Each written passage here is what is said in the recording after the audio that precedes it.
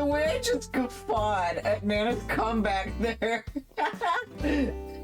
Anyway, congrats Strap for being first at 7:03 going, nipples! Very funny. Hello Nana, hello Strap, hello Two Flower. Yeah, Strap, SiriBot is more than just a bot that says, hey, ads are starting. He's more than that.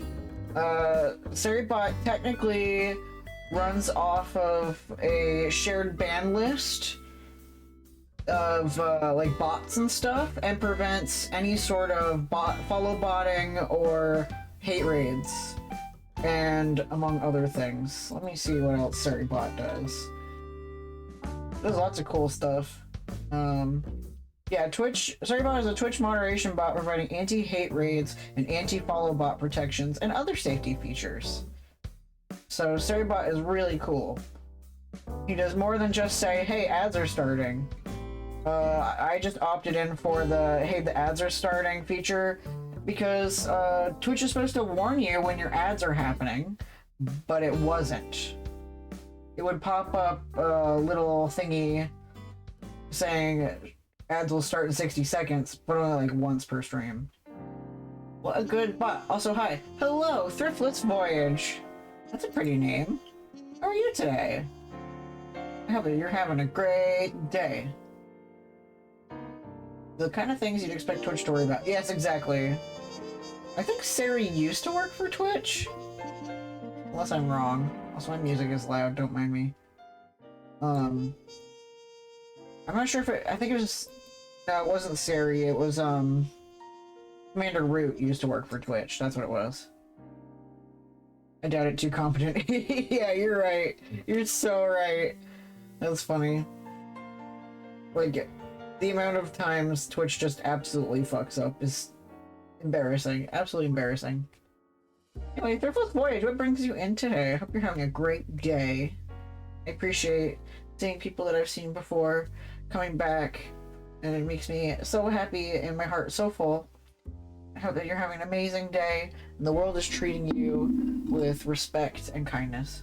Having a very nice day, thanks. Yay! I'm glad you're having a nice day. That makes me happy. I haven't had a bad day. I didn't have a great day. Around the middle. Just like a down the middle kind of day. You know, nothing to write home about. Just like, yeah, I existed. And I wasn't in a major amount of pain, so that's good. But besides that, me and Adrian are just hanging out, did some groceries, so feeling good. Nice, nice. I'm glad. Did some groceries. I hate going to the grocery store. I feel like grocery store would shut me down for the rest of the day. That also describes a reasonable day in my book. Yeah. Because, like, I don't have a chronic pain disorder, but I am very sensitive, I guess.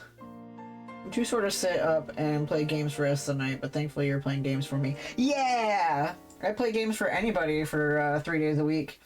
I would love to do it more, but I have a job. But yeah, I was explaining this to Xanity earlier in Discord, that like, because they were talking about alexithymia, and it's just like, there needs to be like some, there's like, the opposite of that, they would say, would be like, being emotionally intelligent. And I'm like, no, that's not what I mean. I'm like the opposite in that when I feel things, it's too intense. Like, a lot of feelings that I feel are overly intense, and I feel every single minute thing. And then on top of that, any sort of pain is kind of just like increased. Is that just autism? Maybe it could be an autism thing, because like, why am I hyper aware that I have bones? The normal person is not aware of their bones, and yet all the time I'm like, I have pain in my tibia, and oh, I have pain in my cervical vertebra, and oh, I got, like, more often than not, I just feel my leg bones. Yes, exactly. It hurts all the time. Like when I stand up for the first time after getting out of the truck at work or something, like hopping onto the concrete to unload the truck, and I'm like, oh yeah, we're talking about feeling our bones. Now you're blue. Me? I'm blue? What? What do you mean I'm blue? Is there something wrong with your monitor? I look normal to me. My special attack. Huh? What are you talking about? Dabba-dee, dabba-da, yeah. Nana, are you okay?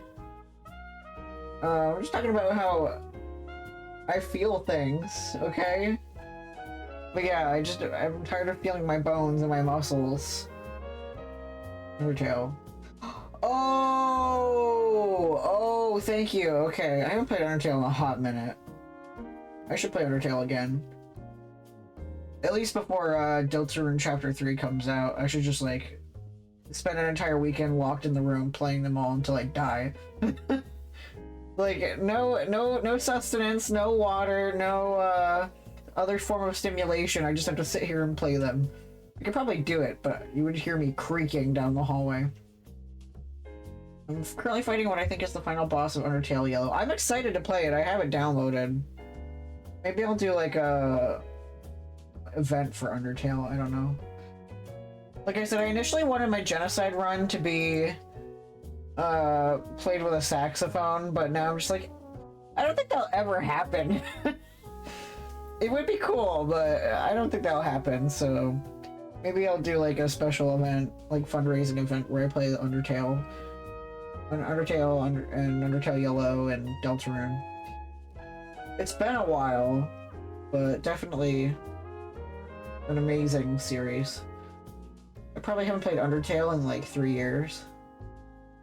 I used to play it when I was like really, really depressed. That was like my one thing getting me through.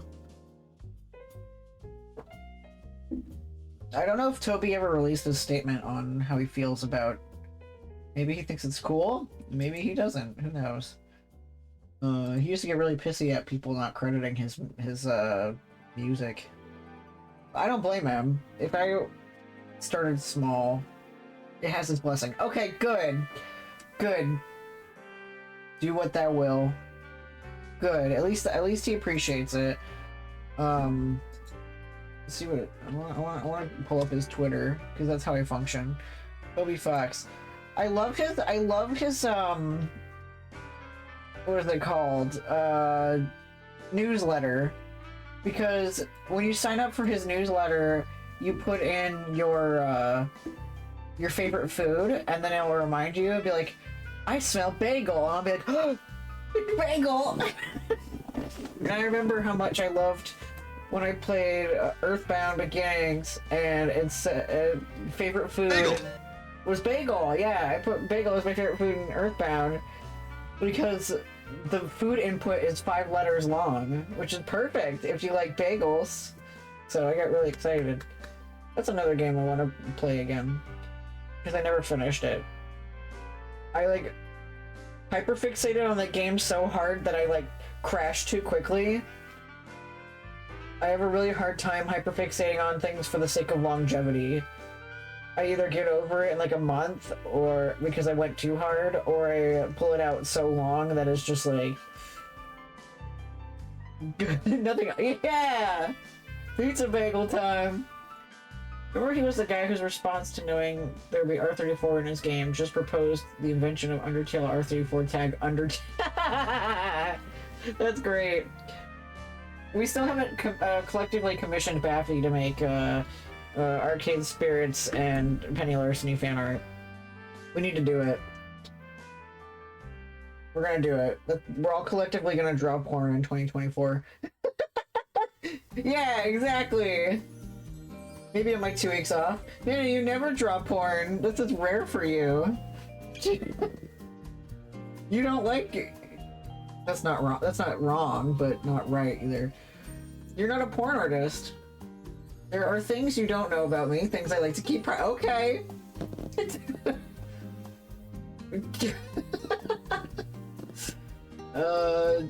a big thing that's been going around. Toby's brand manager, whatever, whoever he is, is extremely pissy about fan games and music, right? But it seems as if he knows nothing about Toby's own stance. Yeah, because I was gonna say, like I said earlier, Toby, before Undertale got big, was kind of like, he would get angry when people didn't credit him. Now, luckily, he's big enough that it doesn't matter. Everyone knows Undertale. It's practically a household name at this point. The Pope has played Undertale, hopefully, likely. At least has a copy. Like, if I was a small developer and my shit wasn't getting credited, yeah, I would fucking, like, tear them to pieces and be like, please credit your artists. Please credit the people that the game is about. But he distinctively said in this one thing about how, like, you should credit everybody no matter what the game is, because you never know. All I know about his pre-Undertale days are the Halloween hack in the movie. Yes. You always say that every time. I also gotta bother Baffy about Homestuck. I think the Homestuck thing will happen when I'm done with Zelda, because... Which we did a lot yesterday. I'm very impressed. Hi, raise your hand if you thought you're impressed with my Korok collection. Because... Wow. Very well done. I also have a great idea for an upcoming stream title, so... I have to do it. Sans theme is from Homestuck, and the Homestuck one is from the Halloween hack. Yes. I love, it's Vriska's, it's all, not Vriska's theme per se, it's when Vriska goes fucking crazy. All 4 versions have been arranged differently, yeah. And they all go hard. It is technically Vriska's theme. Hold on. Bandcamp. We're going to Bandcamp. Hold on. Not Hive Swap. Is it in Alternia Bound? Yeah, because Vriska's theme is different. It's listed differently than Megalovania. Oh, he's big enough that they list that he did specific songs. That's awesome. We can do like a thing that anytime that there's a Toby Fox song, Orville has to guess if Toby Fox wrote it. Actually, he's an easy boss if you meet us that far in the hack. Supposedly, he said you do not have the rights to use his music on stream legally, but that all of his compositions are online and made using free samples. Create identical copies that are free to use. Wink, wink. That's funny. At least he's in on the culture. May have been with regards specifically to using it for sponsorship stuff, though. Yeah, as long as you're like not saying, "Hey, this is mine, pay me." Vriska's theme is like Flowey's theme version of Megalovania. Yeah, exactly. I love Undertale. Emotions. Lots and lots of emotions. Anyway. I don't know who Vriska is other than presumably a Homestuck. She's the bad one. I mean, a lot of them are bad, but she's particularly a very bad one. She's a megalomaniac, if that helps. I'm not gonna spoil anything, but Vriska is basically the bad guy, yeah. Were you there for the part of Tumblr that was just like, Vriska did nothing wrong, and then Tumblr just exploded. Not the big bad guy, but the bad guy. Yeah, she's not the biggest bad. There's lots of bad guys, but she's not. She's probably like the worst in terms of like the worst thing a friend could ever do to you. Or I guess she leads a lot of the big bad guys to the other bad guy to the good guys. Pro tip for game developers: do not put the word megalomaniac in your game because 75% of streamers will trip over it and look confused. Gotcha! Good to know. Speaking of video games, I gotta get good. I'm trying. There we go. This always happens if I leave the game idling too long, it just freaks out. The point is, Megalovania isn't the theme of Sans, it's the theme of the bastard player that killed all of Sans' friends. Yeah, exactly. Sans is a chill guy. He's like, you mess with my friends, you mess with me. And I respect that. Anyway, we're gonna fucking boogie here now. So yeah, we're on the final caper with the Overmistress. And then we're gonna start romancing the doctor. So it's a very sexy looking doctor who is totally my type. I'll probably sweat a lot. But so far 4K lives in my heart and I think every day about them. Sans' theme is actually a song that might play when you fight Sans. It technically is a theme called Song That Might... Yeah, there you go. Damn it, you to it. Not Dan. Their name is not Dan. Anyway, yeah. That doctor is exactly how I feel on the inside. Alright. With my crime job access inspiring, so ends the era of Penny Larceny, gig economy supervillain. We have a title. Game's over. Bye, everybody. And begins the rise of Penny Larceny, right hand of the Overmistress. And left hand, because you need a lot of hands. That kind of woman. You can call me Dan if you want, it's just not my name. Yeah, you can call me anything but late for dinner. You're not Dan. Your name isn't Dan. Your name is not Dan. I never picture myself as a royal consort or in any sort of sincere romance, but can't say I have any complaints. If Dan and an anti-Dan collide, does the universe end? I live in fear. We need to find someone who is an ant whose name is Dan. Anyway, and judging from the way I make my Overmistress declare yes in private, I can't say she's got any complaints either. Wow. It helps that we're both in on the grift. We're gonna use this cult to live the lives we deserve. Now to sit back and wait for my Overmistress to call on me. Penny Larceny is ready for action. Oh yeah. Realize some secrets. Yeah! Any minute now. I had a feeling that was gonna happen. She's probably kidnapped or something. Okay, what the hell? She's not responding to text or anything. I thought the right hand would, you know, be grabbing stuff all over the place. Why even have a right hand if you aren't grabbing stuff? I haven't seen my Overmistress in forever. Honey, it's been one day, you clingy-ass girlfriend. I know, like forever! My boyfriend Jeremy hasn't texted me in 10 minutes. I think he's dead. Oh, a text. Never mind, complaint redacted. The Overmistress requires her right hand immediately. Please come to Destructos and be prepared for various shenanigans. Hell yeah, shenanigans. Wait, she wants you to go to Destructos? Why? Hello, James, what's happening? I'm gonna miss the breasts when we move on to the doctor. That's okay, maybe the doctor will perform boob surgery. I sure hope not. I've met many actual Daniels at a card game tournament. It's ridiculous. I don't want to accidentally wipe out the entire street. That's okay. Maybe some streets need to be wiped out. I was gonna say the street that the pig pen is on. She wants to go out on a date, obviously. It's not just a watering hole for criminal scum. It's also a super hot date spot. And this date involves shenanigans, apparently. It's 1 AM, so going to bed now, but have the VOD to look forward to in the morning. Yay! I hope that my VOD is good with coffee and whatever breakfast of choice.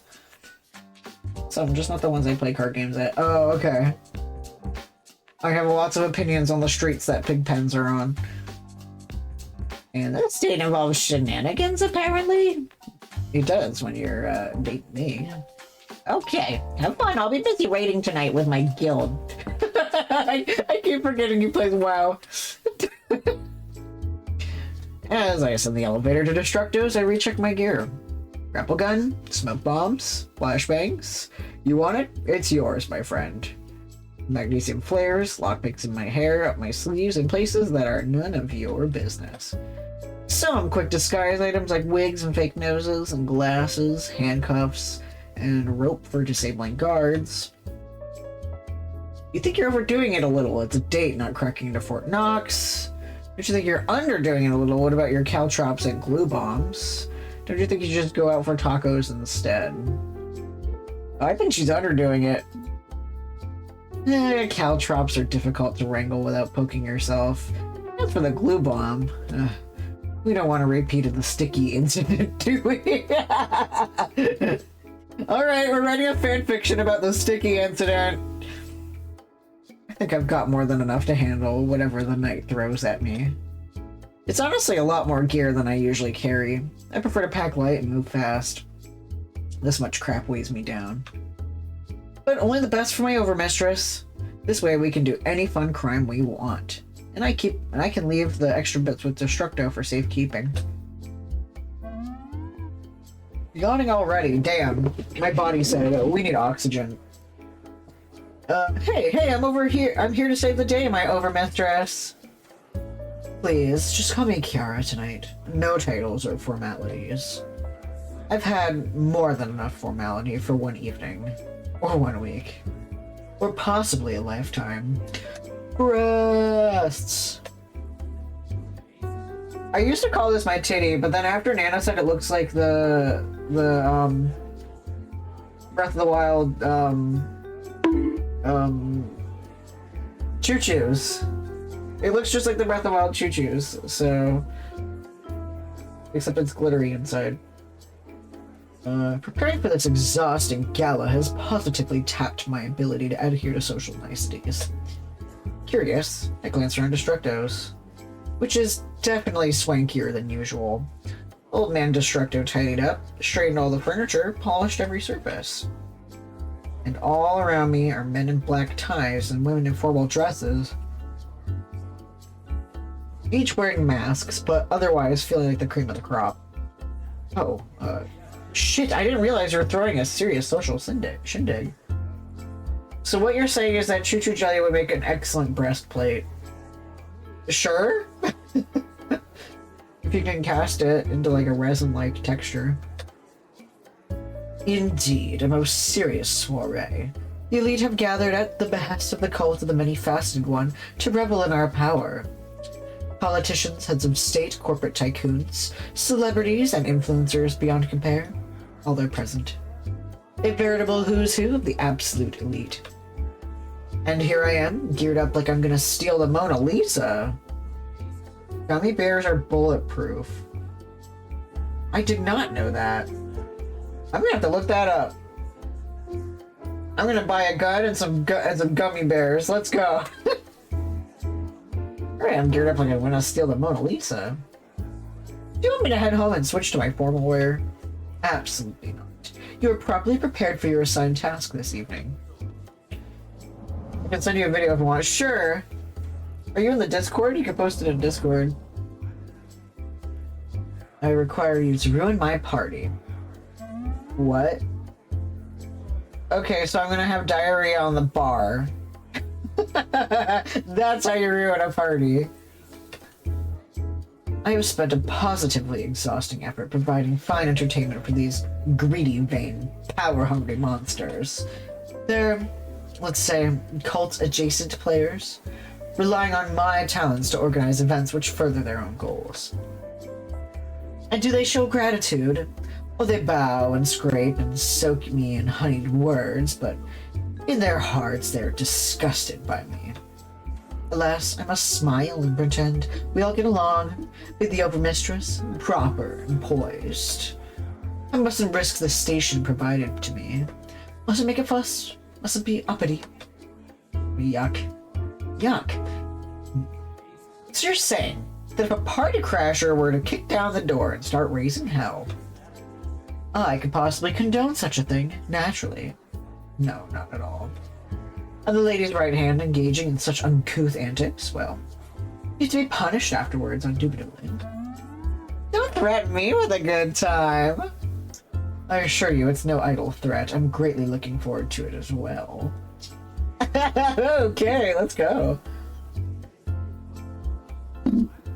I'll just be off to the side chatting up a crown princess, distinctly not looking your direction. Right. Time to ruin everyone's fun. Not exactly the most romantic date we've had to date, but hey, it'll be interesting.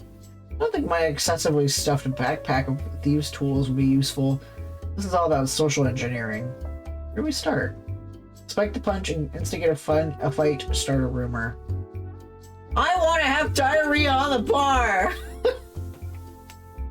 That's the best way to ruin a party! You know what? In the sequel, or whatever, if there is a sequel, or whatever next game you have, someone has to have diarrhea as a weapon. Alright, you want to start a fight. Okay. Spike the punch with laxatives. There you go. Because starting a rumor feels kind of tame. Like, who the fuck would we start a rumor about? And I hate rumors. That's not okay. The cutting challenge. What? Is that Simpsons game? The Simpsons game, but fighting golf. Okay. Yeah, we can start a fight. This way to make a huge scene and ruin a party for everyone. Poke someone into starting a fight. I could just literally poke someone until they punch me, but a clever social disruption is one where I act as a third party. Oh, they're twins, almost. For instance, the right comment to these two will set them off like a powder keg. I can already sense the spite between them. They wore the same dress and the same earrings to the same gala. How embarrassing. What to say? Yeah. How dare you wear the same dress I'm wearing, and such a flimsy knockoff clearly made in one of your sweatshops. Sweatshops? This is an exclusive from the finest Parisian designers, one that only work with billionaires. Clearly, you're just a millionaire who has to wear cheap imitation copies of their designs. Huh, your husband didn't call me a cheap imitation when I outperformed you at last week's orgy. And your husband praised my skills. He told me how much you suck. It was an orgy. You're supposed to suck things. That's the whole point. I really don't care why anyone cares about the same dress. Right? Especially when it's a black number. Like, whatever. Black dresses look great. You're stream choking. No, I've only lost 176 frames. Anyway, the Simpsons game is reference to SNK's NES game Fighting Golf. But lots of boring ass golf. Okay. I had to refresh my record. Okay. I don't have any problems on my end, so it's all Twitch. Yeah, because my frames are 0.3% dropped frames. It works fine now. Okay. I was gonna say, it's not like Thursday nights. It used to be Thursday nights, my stream would crash all the time at our old apartment. Like, without a fail, it was always on a Thursday. Those dresses are hot, and they could be even better. Oh, you're saying they would be hotter if they had cleavage? Yeah, or slit, there you go. I know you. Anyway. Twitch, fight you. Hey, so I was thinking. Just you wait. Once the many-faceted one soaks this world in blood and chaos, you'll get yours. No, the many-faceted one will clearly devour you, and let me reap the pleasures of this world. Break Saro by showing... What's Saro? So... Harlot. Jezebel. Okay, so normally I'd be in favor of them fighting, but nobody's actually paying attention. I don't think it's possible to escalate this situation. Oh, part of me wants to de-escalate it because it's freaking awkward. Oh, Japanese game rating board, okay. What the heck is going on here? Any other politeness and manners, social gala would be torpedoed by a fight like that. Even more strict than the ESRB. Oh, okay. Nobody can agree on who the many-faceted one actually hates. Everyone wants it to be the other guy. It's a cult focused on chaos and manipulation. Conflicts are inevitable and expected. Simply put, there are no good people in this room. They're all going to behave like monsters. They're all true? I need a game where I can just press all the buttons at once. What if I, like, enlarged my cursor so it was the size of the entire screen and just clicked on all of them? And whichever one goes for... whichever one the clicker decides to click. I was gonna say this one.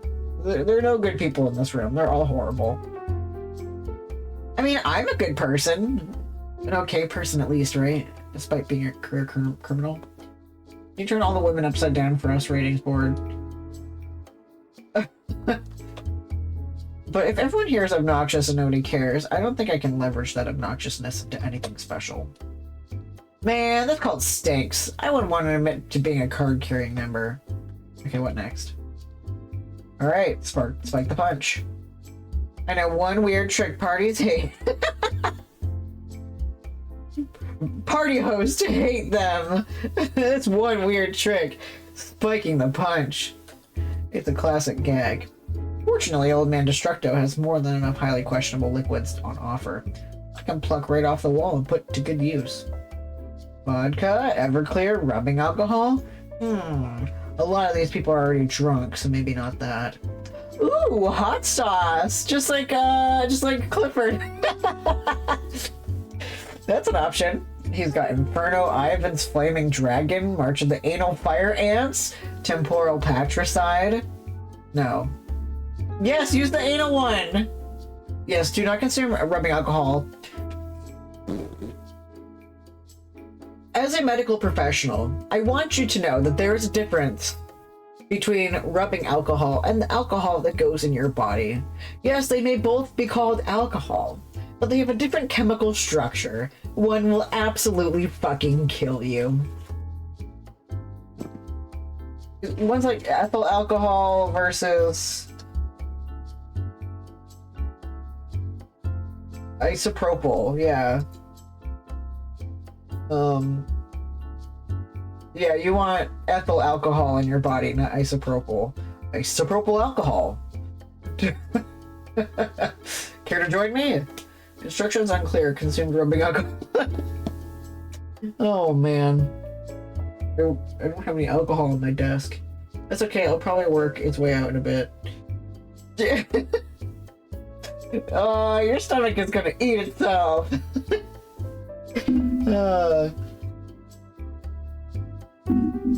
No, hang on.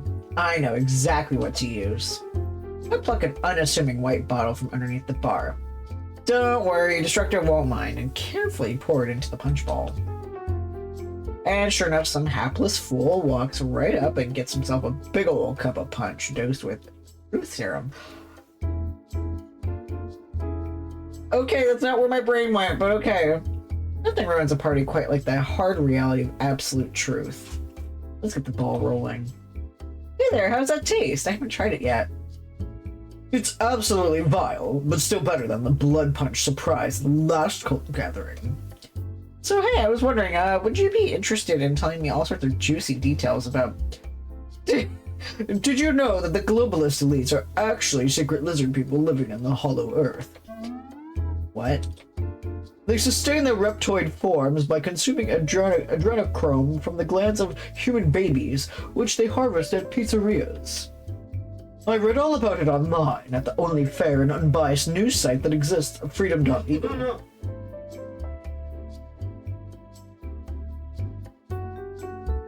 Tapping temple meme, can't get sick to your stomach if your stomach is gone. Oh, that's good. We need to act now before their scaly claws tear away our precious constitutional rights. I'm fucking dead. This is so funny. I think you've had enough punch. Excuse me. That's Truth Social Serum.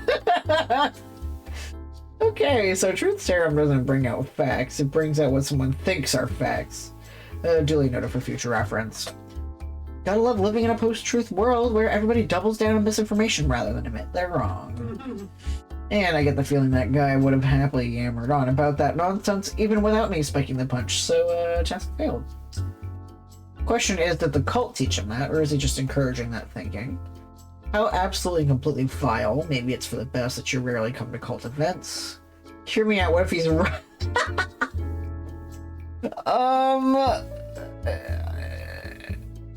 I don't want to say the last one, but somehow it's so absurd. And I like doing absurd things. We don't want Penny to lose trust in us, do we? No. Good for me, but I'm not so good for Kiara. Sorry, Orville. Do it. She has to entertain these wackos, smiling at their nonsense to keep her position. I don't think I like these bad influences on my overmistress. Not one bit. I've got one last trick up my sleeve. Oh, this guy looks rich and powerful and shit. I bet if I start some wild rumor, he could carry it far and wide. He looks like Joaquin Phoenix in Her. That's a cry movie. Oh no, you're becoming Yandere. I grab a drink and slide up to him. Hey there, and who might you be? Under that mask, if you care to tell me who that is. I'm a sitting U.S. Senator, like most of the people here. How do you not know that? Oh, huh. Sorry, I don't really follow politics much. Mostly because the only way a mask can vote is if they commit voter fraud, get pinched by the cops, or both simultaneously. Oh, disenfranchisement, my favorite sort of franchisement. At least it's criminal. As a criminal, you can vote by contributing anonymously to my campaign. It's the same idea in the end. Care to sign a check? Any particular legislation you want me to push? My docket's quite open this term. Yeah. Okay, wow. Cynical asshole much buddy. I guess I can't expect a sincere politician looking to effect actual progressive change to be attending an event like this. So are you with the far right-wing party or the also kind of right-wing? Oh, it's so true. It doesn't really matter, it's all the same. Water flowing downhill, gathering up more and more power. Trickle down bullshit. Easiest job in the world. I vote down party lines and that's it. I've been re-elected 3 times for almost doing nothing. Yeah, Two Flower knows it. Yeah. What else are voters going to do? Demand ranked choice ballots? Never gonna happen.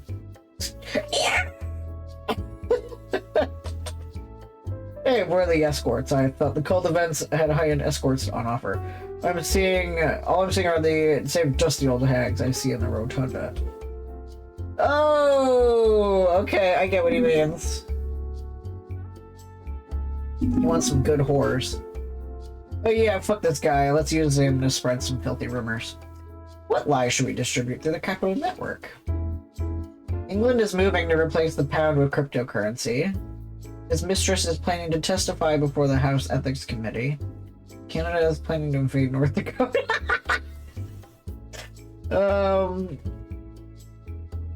I don't want to do anything to... Oh, his mistress, like his, not the over-mistress, but like his mistress as in, the woman he cheats on his wife with. Wasn't that top a real rumor? Something like that. But like, the majority of people are not only either too stupid to figure out how crypto works, but also like, crypto isn't based on anything whatsoever. And you have to do stupid shit to even get it. There's no way in this society we're ever going to go towards crypto. I will chop a crypto bro in the throat. This one's absolutely wild. I kind of want to do it. So, did you hear about North Dakota? What about it? Venezuela tried to make Bitcoin its national currency after they elected a tech bro president. It did not go well. Yeah, I did not know that. That's very funny, actually. But also sad. Very sad. I'm sorry, Venezuelans. Also, sure, for Shrap's sake, we need to make sure the Venezuelan population is up to date with his status in Discord. 28.8 million. Okay. Shrap's gender listed on Discord is Venezuela population 28.3 million. Well, it's 28.8 million, so I'm gonna have to edit that after stream. Hi, that's me. I was Bitcoined, I see. Yep. I'm so sorry, Shrap. What about it? Canada's secretly planning to invade and annex it. I know it sounds ridiculous, but I have it on good authority that we already secretly sold North Dakota to Canada decades ago. What? Makes a great dumping ground for their toxic nuclear waste. There's only, what, like 6 people live in their tops? We let them pretend to be Americans to keep it swept neatly under the rug. Should you be telling me this? You're a mask. No one will ever believe you. I could tell you who really shot JFK and it wouldn't even make it page 6. It was the autism creature. That's who killed JFK. And besides, men like me can't fail. At worst, we fail upwards. I'll be just fine. Yippee! That's exactly he shot confetti into JFK's brain. We learned earlier who it was. It was that cape. Yeah, right. It was Captain I forget his name. Right. We slandered him. Yeah, besides, oh yeah, I heard that. If you excuse me, I'm gonna look for an escort. Yeah, huh. Getting the feeling I'm a bit out of my depth here. I'm just a mask. These guys are villains. Oh, I'm out of ideas. I love when any sort of commentary about the real villains in society. The real villains are the villains in society and not the supervillains. Ronald Reagan killed more people than the Joker. There's a time travel version of Homelander, right? Yeah. I forgot his name. Because I hate him that much. It's time to report back to my failure. Your friends are, well, they're essentially 10 pounds of shit in a 5-pound bag, Kiara. I suppose I should have warned you the task would be daunting. You can't shame the shameless. But this is the lot I'm stuck with. This cult of absolute annoyances. I must maintain it to maintain my power. It frustrates me to no end, the company I am required to keep, and I have no doubt they loathe me equally in turn. Sadly, little can be done about this. These are the fools I must sing and dance for. I wish to have my supper. Rest assured, your failed attempt at humiliating them is nevertheless appreciated by your overmistress. The lady can trust her lover to ruin such a fine event is remarkable display of loyalty. I'm thankful you have consented to be my consort, and I hope we can have a lovely evening alone, when I'm not tangled in situations like these. Which is most of the time. Cult's running you ragged, Kiara. I barely see you outside of official events. Yes, well, simply how it must be, I'm afraid. I'm rather trapped in this scenario, am I not? I think I need to step in here for Kiara's sake. This can't go on. Kiara, have you just considered, like, leaving? I'm the host of this party. I cannot simply leave. I don't mean leaving the room, I mean leaving the cult. First Crimson Moon, remember the cultist you fell in love with? The one who wanted you to run away with them? They had the right idea. You should just pack your bags and fuck off over the horizon. and turn my back on all this power? Are you mad? Yes, they can be irritating, troublesome, a miserable garbage fire, to be honest. But my position is stable. I have wealth, comfort, prestige, and importance. Why jettison all that? I would rather have free will. I know I've considered leaving the past, but doing it now, this late, it means surrendering everything I am, everything I've become. Okay, she needs more than a small nudge here. And we convince her to make a major life change. They're a useless broken mess without her. She's the overworked caretaker, not their overlord. She yearns for the kind of freedom you have. That's the end game she's actually seeking, not this dead end. They're horrible, miserable, twisted, and evil, and Kira is clearly uncomfortable with the cult's tendencies. Appeal to the pathos. Freedom. You want freedom. That's why you hired me through Crimer, right? Because I'm free. I provide you with chaos, excitement, and rebellion. I'm your personal form of escapism. Okay, so be it. I'm advising you to go all the way with that idea and literally escape. There's a whole world out there waiting for a confident, assertive woman like you to seize it by the balls. A rather crude mental image. I've literally seen you do that at an orgy. Fair point. I'm saying you're a bird in a cage and it's time to fly. Your future is waiting for you, and I want to help you reach it. The cult's a dead end.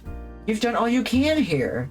They can't soar any further because they completely and totally suck. What do you say? Ditch these losers and come with me into the wild blue yonder. I am tired of this cult. I'm tired of my role. Perhaps it's time to push past my fears and embrace the unknown, even if I risk failure and destitution. You were the overmistress. Failure is never an option for you. I'm confident you'll soar. Okay, here's my idea. Embezzle, like take all your money out, and then we can pretend to kidnap her. We gotta make it cool. You have convinced me, Penny. It is time to depart. I've tried to make this work. I'm tired of trying. Call me Penny and mix Larceny. So I did. I suppose tonight is the last straw, an inconsequential party, nothing usual. But an unshakable example of the cult's failings. So be it. I will burn down my life, so I may live anew. It may take some weeks to craft a clean exit strategy to secure cult resources for my own personal use. Honestly, I'm not entirely comfortable with it either way, given we know the otherworldly force that is the many-faceted one is real. Oh well. Maybe this is part of the many-faceted one's agenda, you know? What, like, you think the same rhetoric when people are like, it's all in God's plan. Yeah, it is in God's plan that I'm trans, okay? Like, shut up. You know? Like, use the rhetoric that you've learned as a cult leader against everybody. But maybe the many-faceted one, you know? Spit in their fucking... Yeah, that too. Rob the piggy bank on your way out, huh? Yes! Penny knows exactly what I'm saying! Just take all the money out. Just... If not all of it, just take out, you know, a decent amount. You know, maybe like $1 million, a hot 2 million, maybe. So we can go fuck off in our little cabin with our trans daughter. Quite so. For now, let us depart from this tiresome party. Next steps can be planned in due time. Nana, you want to do the voices with me?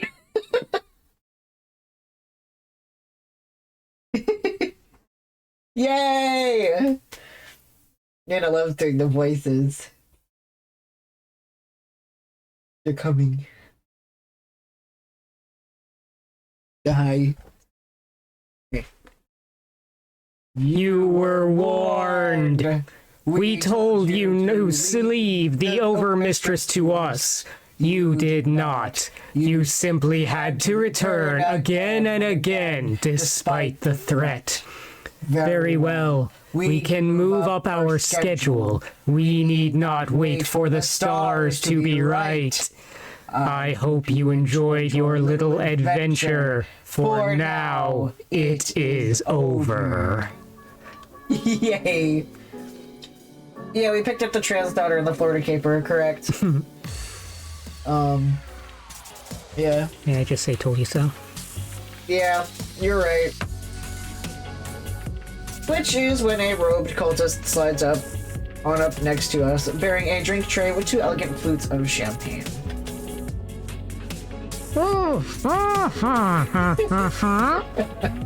Ah, my thanks, Night Shadow Delver. A nightcap before we depart, Mix Larceny. 1 glass alone costs $6,000. We may as well enjoy them. Sure, why not? I like drinking money. It's a trick, yeah.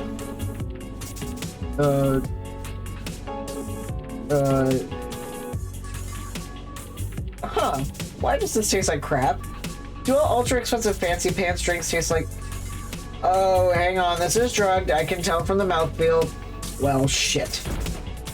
The room spins and goes black as I crumple to the floor. Well, we're fucked. And that's how your favorite villain found themselves locked in a bare dungeon cell for the rest of their life. Forced to eat rats and roaches to survive. You ate a roach once. Rotting away as years slide by. Gone, forgotten, and alone. Woe! Woe is me! Woe to Penny Larceny, the foolish, the abandoned. Oh, don't give me that, you're gonna escape. I don't see you eating bugs, even if they're the only option. Slimy yet satisfying. Both of you assume you're my favorite villain. Oh, come on, I'm at least in your top 3, right? I mean, look at this phenomenal acting talent. Sorry, Clout's got your beat. Yeah. Okay, fine, I'll get on with it. Thanks to over-prepping for tonight's fun, I've got oodles and oodles of lockpicks. The cult found the ones in my hair, but not in my... Well, never mind where. Point is, I'm good to go. Okay, so tip 1 for when guarding a prisoner in a cell, do not lean on the door. If the door opens outward, you'll get smashed into the wall when the captive kicks it open. And if it opens inward... Well, that's just asking to get yanked inside and subdued by force. Oh, and tip number 2, don't leave the prisoner's backpack full of extremely effective criming equipment sitting by the door either.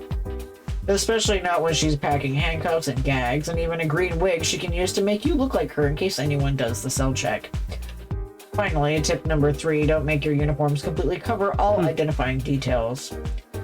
Or that prisoner may just take your all-concealing cult robes and play dress-up, effectively passing as one of your own with ease. Very clever. Hi, Renata! How are you? Give me your hand. Renata, I have 3 hands. What? Oh, that didn't work. I was gonna wave and be like, look, Renata, I have 3 hands. But I didn't. We don't share the brain cell like that. Sometimes we do. Yeah. I'm lurking because I'm doing chores and technical PC stuff tonight. Nice! I hope you're just as productive as I was yesterday with my computer stuff. And that is how you outwit an internationally feared Doom cult. I also have a bag of candy on the table in the kitchen if you want some of that too. We can add it to my Bulbasaur bag. But this is no time to get cocky. I need to find Kiara and get both of us the hell out of here, and a disguise will only go so far. Hey, what's that extra hand for? My overmistress Kiara, after all. You're so cute. It's from my boss. Whoa!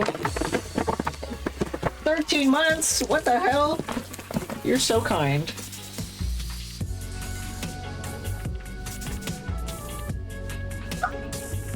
You dropped a piece of candy in my trash bag. You dropped a piece of trash in my candy bag. No, I didn't. It's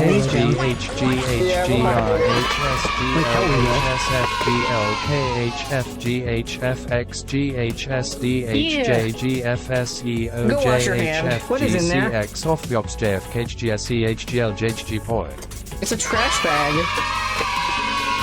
Whatever, stop rifling through my trash bag during stream. It doesn't matter. I want candy. It's my parents' Christmas card. What? They'll be so hurt.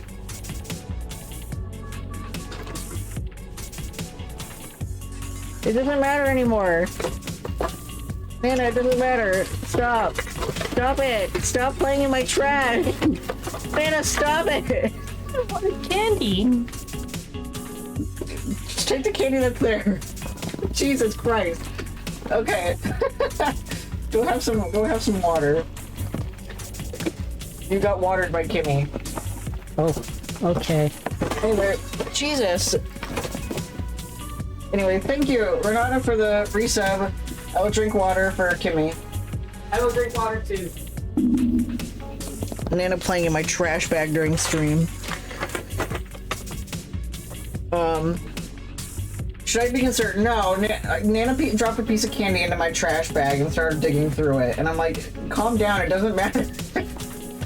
Right, Thriftless Voyage is Billy, okay. I'm really bad at remembering names. I just remember that your name is pretty. Anyway, hopefully farther than the starting line, because there's a cultist walking my way right freaking now.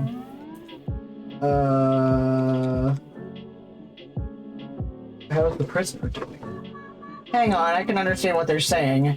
Usually these rogue weirdos just mumble incoherently. But the Overmistress is always able to understand them. Must be a magic thing baked into the robes, making them unclear to outsiders. Everything's fine, have a look. I gestured to the tiny barred window in the cell door, where someone with conveniently graying hair is handcuffed and unconscious. Also, I am going to lurk. I have to try and loosen up my shoulder. Oh, good luck! I'm right there with you. Enjoy that candy cane. Wow. Our prisoner is still alive, I trust? Yes, sir. Yes, ma'am. Yes, my liege. Relax. The Overmistress is about to ascend to her higher plane. We don't have to bother with her mandate to use pronouns anymore. Ascend as in... My gnome. Thank you. Ascend as in... As she ascends to a higher plane of existence, leaving her mortal body behind. That sounds complicated. Apparently it involves throat slitting, so no, not particularly complicated. I'm quite looking forward to it. Oh, fuck. What? You're right near the microphone, and you're going...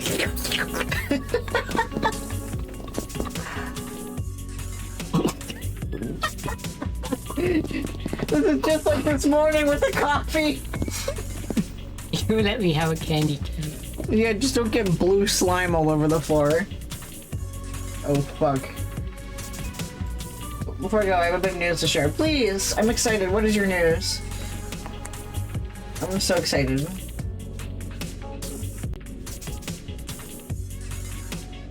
I'm bad at waiting.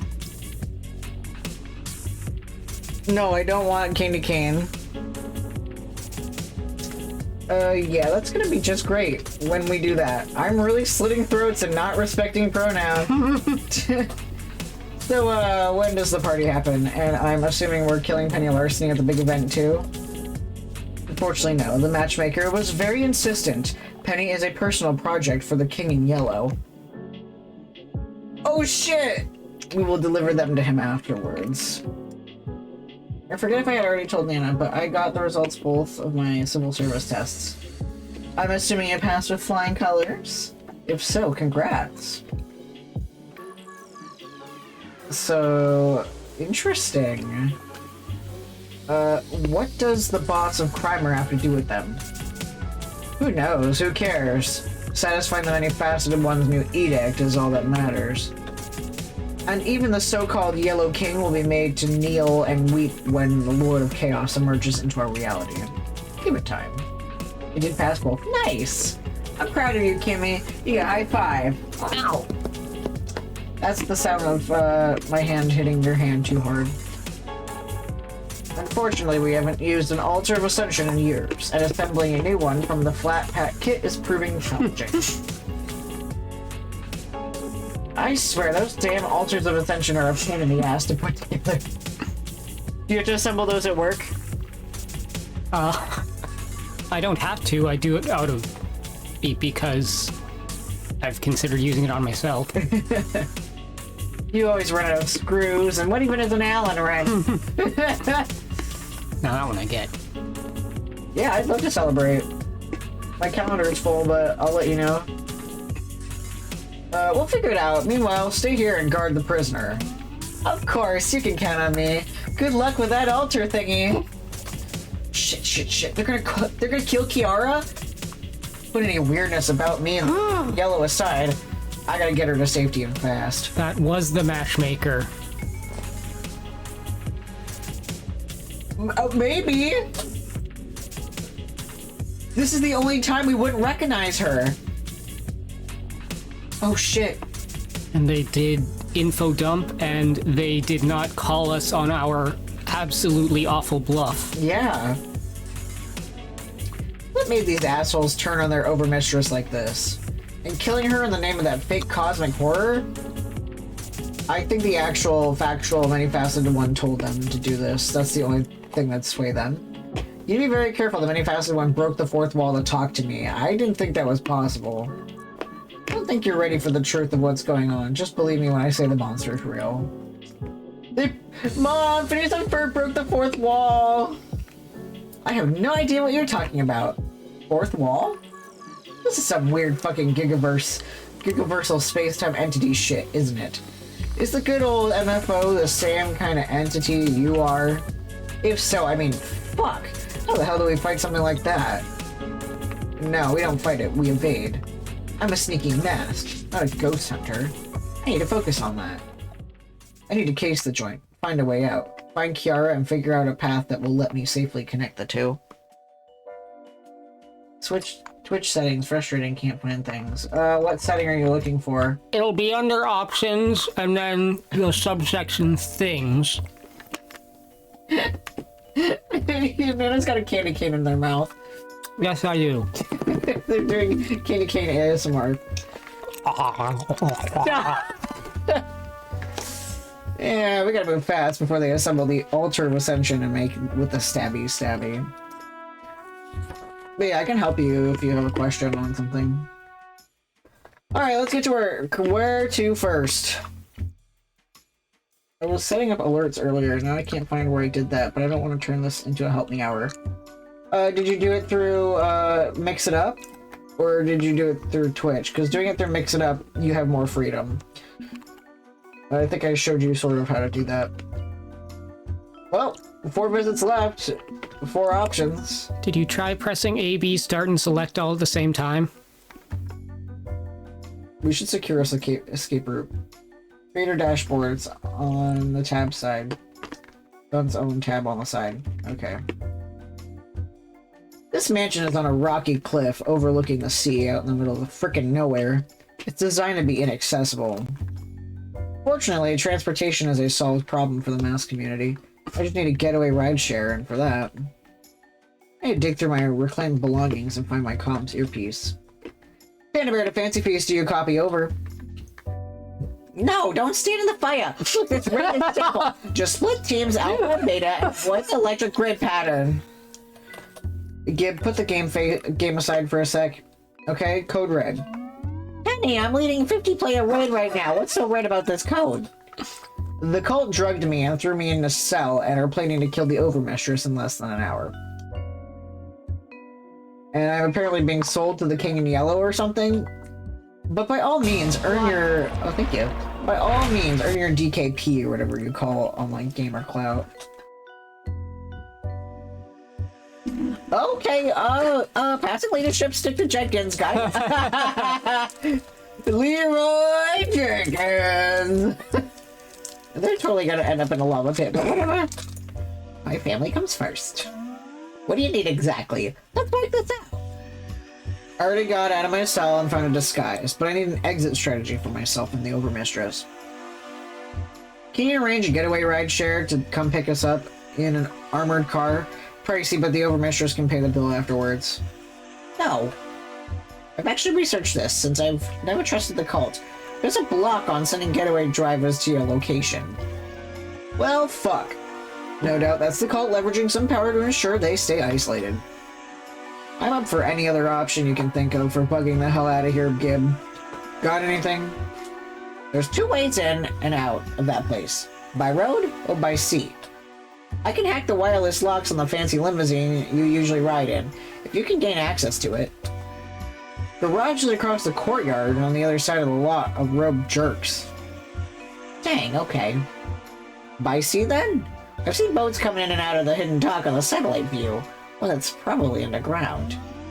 Hey, were you spying on our boss, Gibson? Yes. Good.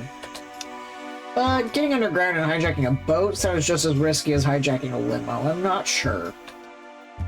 Take the limo means crossing open terrain and then driving down a single lane back road, but it'll be fast. Limos are not meant to drive on terrain like that. This is the limo of a cult leader. Okay, but still. Might have tank treads on the underside or something Maybe. cool. If it's like a what is it called? One of Hummer limos. We'll take the boat. It's more time and more work to set it up, but it's a stealthier exit. King in Yellow wants you to survive this, doesn't he? Let's cash in and get his help. Oh. Oh. Oh. The yellow card.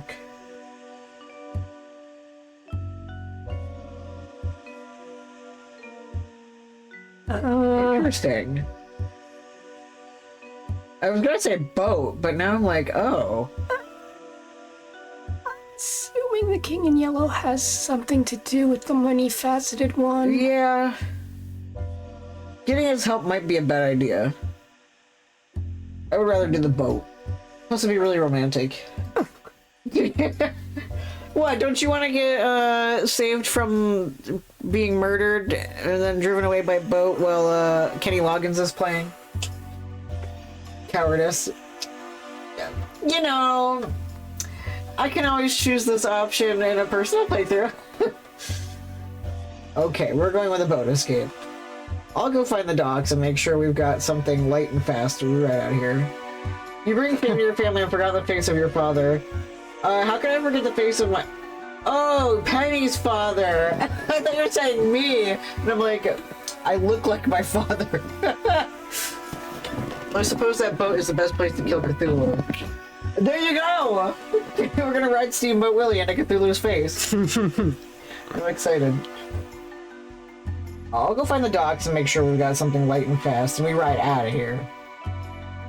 Got it. I'll start searching the speedboat manuals and hotwiring techniques. Let me know when you have a model number. It costs precious minutes, but I sneak back down into the catacombs, locate the dock, and we get to work. Yeah, there's a lot of references to various,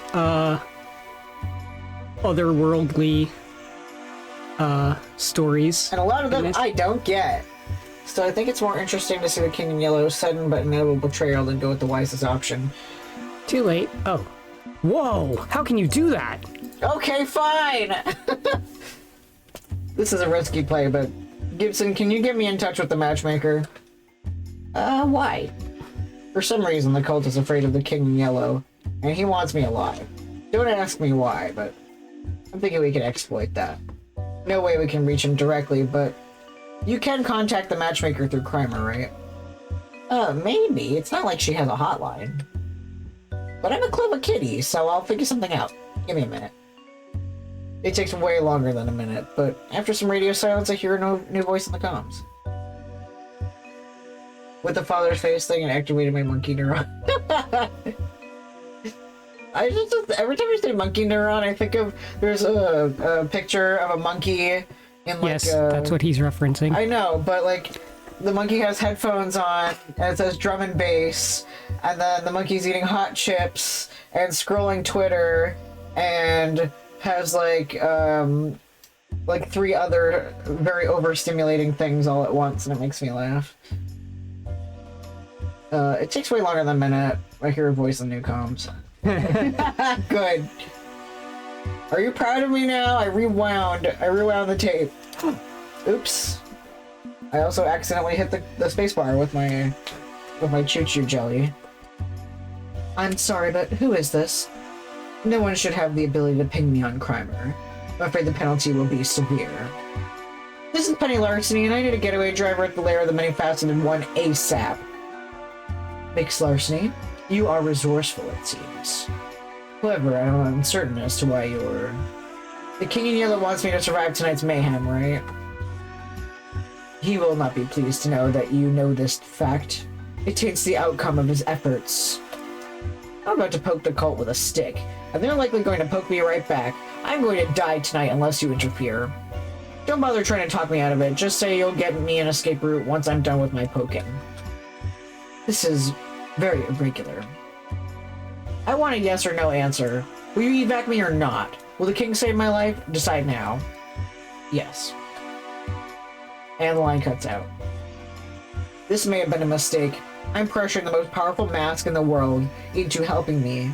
But hey, what's done is done. I've got my escape route. Moving on. Where are we headed next?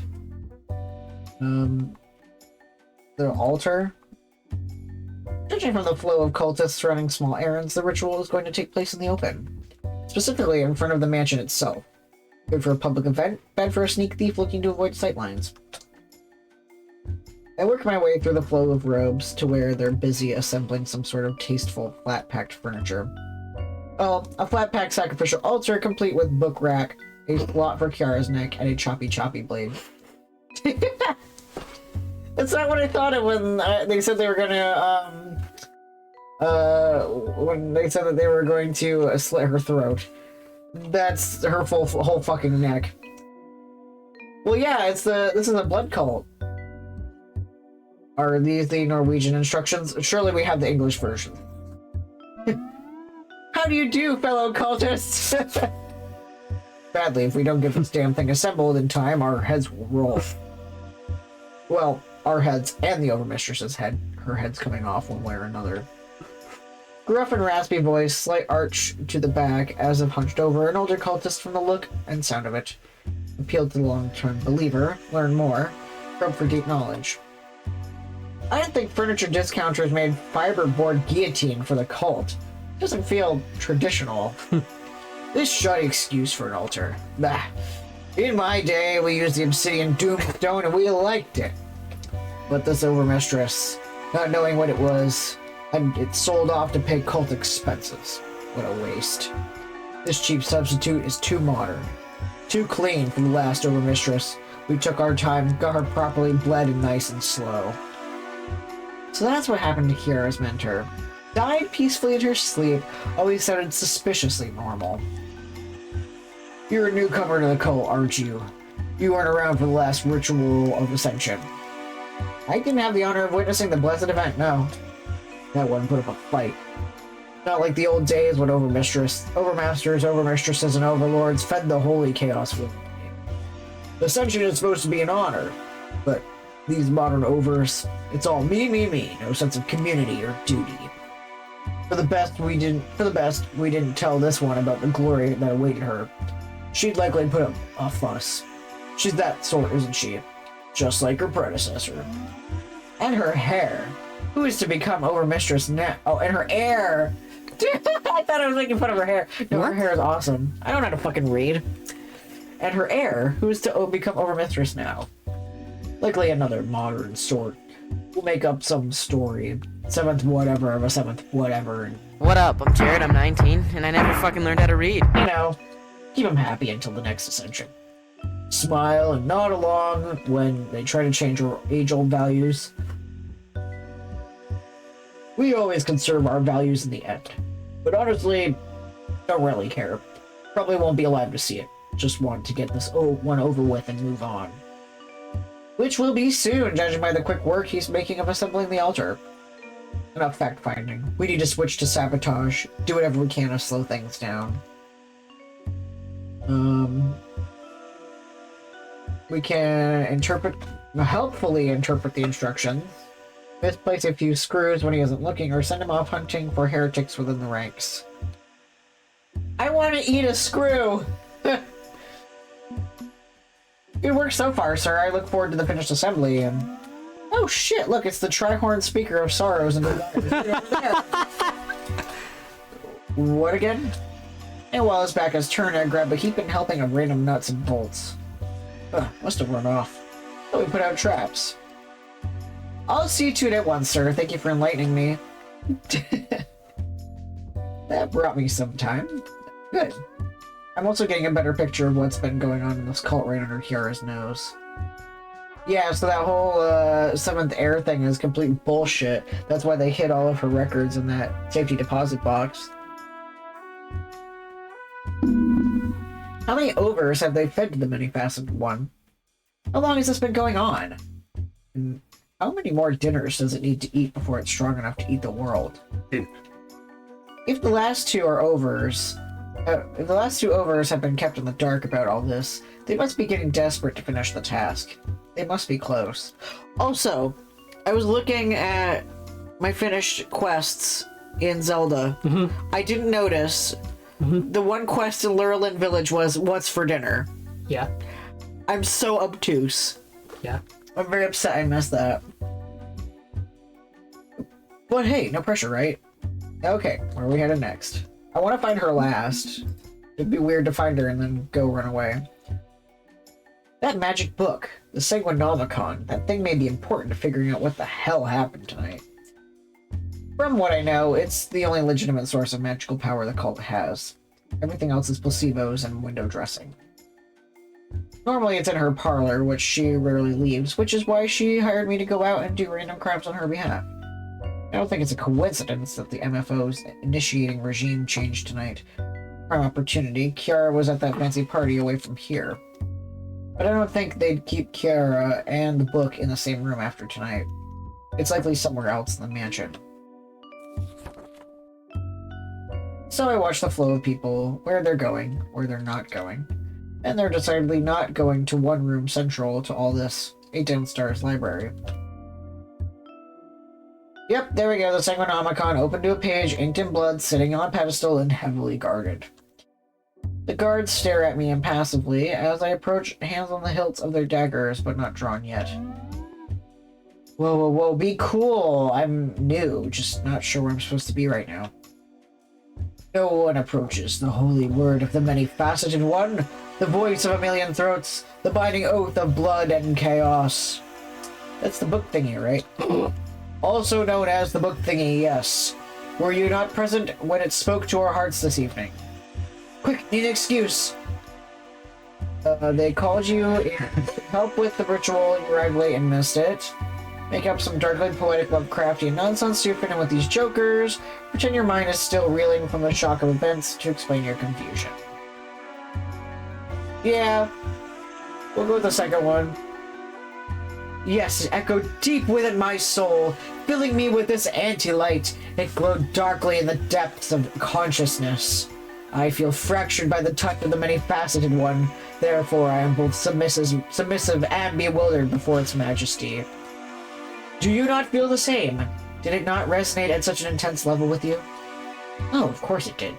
I've been a true believer since day one. I recognized the power the instant it entered my heart, and I knew it to be truth. The Overmistress must ascend to join the many-faceted one.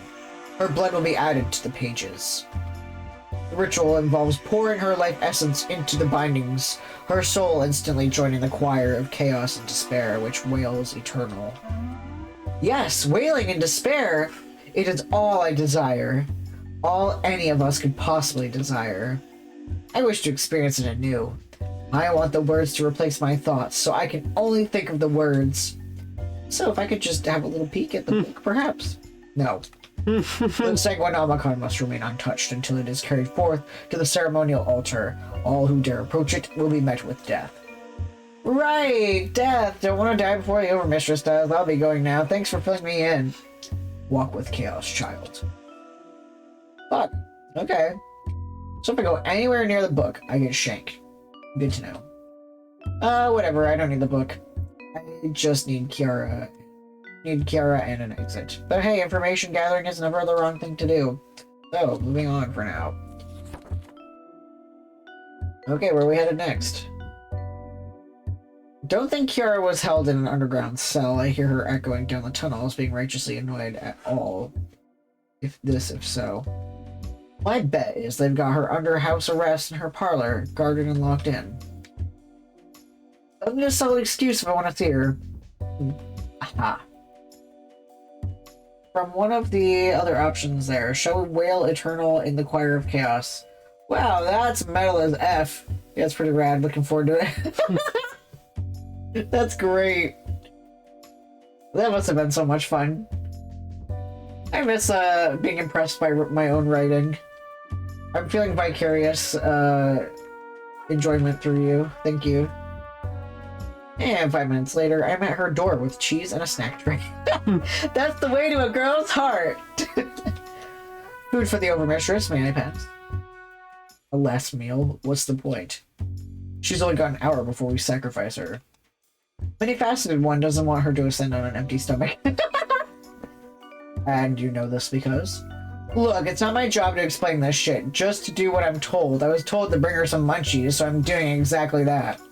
You want to step aside, or do I want to report to the Crimson Echelon that you're being a pedantic little shit? Oh, fine. Whatever, make it quick. Sure. Okay, good. No guards inside the room, just outside. And Kiara is a towering pillar of absolute disgust and annoyance as I enter with a delicate little charcuterie board.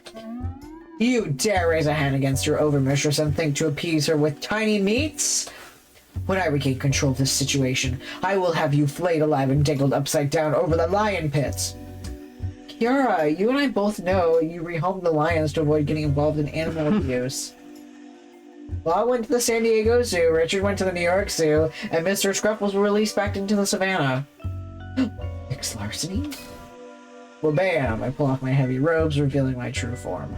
Nice and dramatic. You thought it was a cultist, but it was me, Penny Larceny! I am simultaneously overjoyed to see you and disappointed in my cult for having wholly inadequate security. This entire situation has become an absolute farce. I should have realized this might happen. You recall the documents you retrieved from that safety deposit box. It listed the deaths of previous overs. The true list, not the doctored records I have studied before. But even with the truth staring me in the face, I failed to consider betrayal. I assumed it was simple conspiracy, and I am adept with conspiracy. Locate conspirators, eliminate them, done. It was me all along. Clearly, I did not act quickly enough on that task. I remember your words at the party. You convinced me it was time to forge a new future for myself, away from this cult. If only I listened to that advice one day sooner. If only I wasn't so indulgent in the comforts and pleasures they gave me. I blame myself for this. I chose the path of weakness, allowing a cycle of abuse and mayhem to continue barely checked. You could have known they'd turn on you. No, I could have known. I could have looked into the death of my predecessor more closely. I could have been a more suspicious person. They kept me busy being their dead mother, their party planner, their meaningless figurehead. I was far too busy looking after them to look after myself. I thought myself sensible and responsible, and they relied on that pride. Well, that's all done now. I'm to be poured into the pages of my own arcane tome and meet my maker. You should make your escape, Penny. What? Your overmistress commands you to live, Nick's Larceny. To survive this catastrophe and go on to live well. If my path ends here, yours must endure. Your freedom and your spirit must endure. Fuck that, we leave together. This is a direct order from your lady to her right hand. You swore an oath. Have fun playing Elder Scrolls Oblivion, Jeffrey. I love you too much to allow you to come to harm. I cannot be saved from a situation. You must learn to let me go. No! Fuck that. Fuck the oath and fuck no-win scenarios. I'm saving you. What? I love you too much to allow you to come to harm. Of course, it's Oblivion, and you have 280 porn mods. And my freedom's worthless if I don't have you at my side. Call me an oathbreaker if you want, but I will not let them spill one drop of your blood. Unless you're donating it for... donating it consensually. That is 279 more porn mods than are strictly needed. This is Shrapnel we're talking about. His only two modes, his two genders of angry and horny. You think you're an iron hand and a velvet glove. Well, I'm a velvet hand and an iron glove. We're like something. So, when I do finally decide to punch, people get wrecked. And I'm gonna tear this whole cult down if I gotta keep you alive. We got an understanding now, Kiara. So be it. I will admit that the absolute passion in your words is an incredible turn on right now. Perhaps I'll let you have a go at being on top. I'm a bottom though! It will go horribly! Actually, that was Skyrim Oblivion. I only have like a dozen mods. Oh, okay. Save it for the after party. As you wish, my love. Oblivion dies if you have 3 mods, yeah. We shall leave this place together and never return. It is decided. This rebellion, this pathetic appeasement of their useless god, it's wholly frustrating, and proof the cult is unsalvageable. It is time to abandon this cult. Let it crumble to dust. Now we're talking! I've already secured our escape route by morning. We'll be long gone. Once I'm done studying the flow of cultists in the halls, I can find the gap and get us out of here. Excellent, as always. However, your overmistress has one final task to assign you before she resigns to her post. Resigns her post. I'm pressed for time, Kiara. What do you need? You must destroy the Sanguinomicon. Burn it to ash. That matters more than my life or yours. What? The book's under heavy guard. If I go in there with a blowtorch, I'll get sliced and diced. And if we simply run, we will die. Consider the logic. If we do not destroy it, the cult will retain its source of eldritch power. As long as a chance remains that they can summon the many-faceted one, we are all damned. The fate of the world is at stake, Penny. There is but one path forward. We're not capes, Kiara. We don't save the world. Do not mistake my strategy for altruism, Mix Larceny. This is entirely a matter of self-interest. Aside from a matter of pure survival, saving the world means there remains a world for us to conquer. If we are to seize the future for ourselves, we must annihilate this mutual foe, the many-faceted one. Shut down our most powerful rival, then watch the now powerless cult crumble. No overmistress to keep them moving forward, no otherworldly patron. Just a bunch of power-hungry zealots and scheming politicians who will devour each other as they fight over the scraps. We are villains, my dearest minion. We are obliged to fully and utterly destroy all who oppose us. Let them destroy themselves on our behalf. That way, we need not lift a finger to punish our enemies. They will be dust, and we will endure. That's some high-grade, premium-level, epic-tier mask shit, my overmistress. I'm fucking in.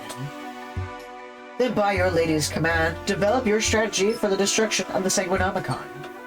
It shall be done. For now, play along, pretend you're a helpless captive, and trust in your minion to make the intercept play. You have my absolute trust, Penny. Go for it. What do you think would happen if we spilled grape juice on it? Very specifically Welch's. Yeah, we're gonna spill grape juice. Welch's grape juice. Welch's grape juice. I quickly put my cult disguise back on as I set about my scheming. I've got an exit. I know where the book is and where the book's going. I have everything I need. I trust you're on board with this destroy the book then exit order of operations.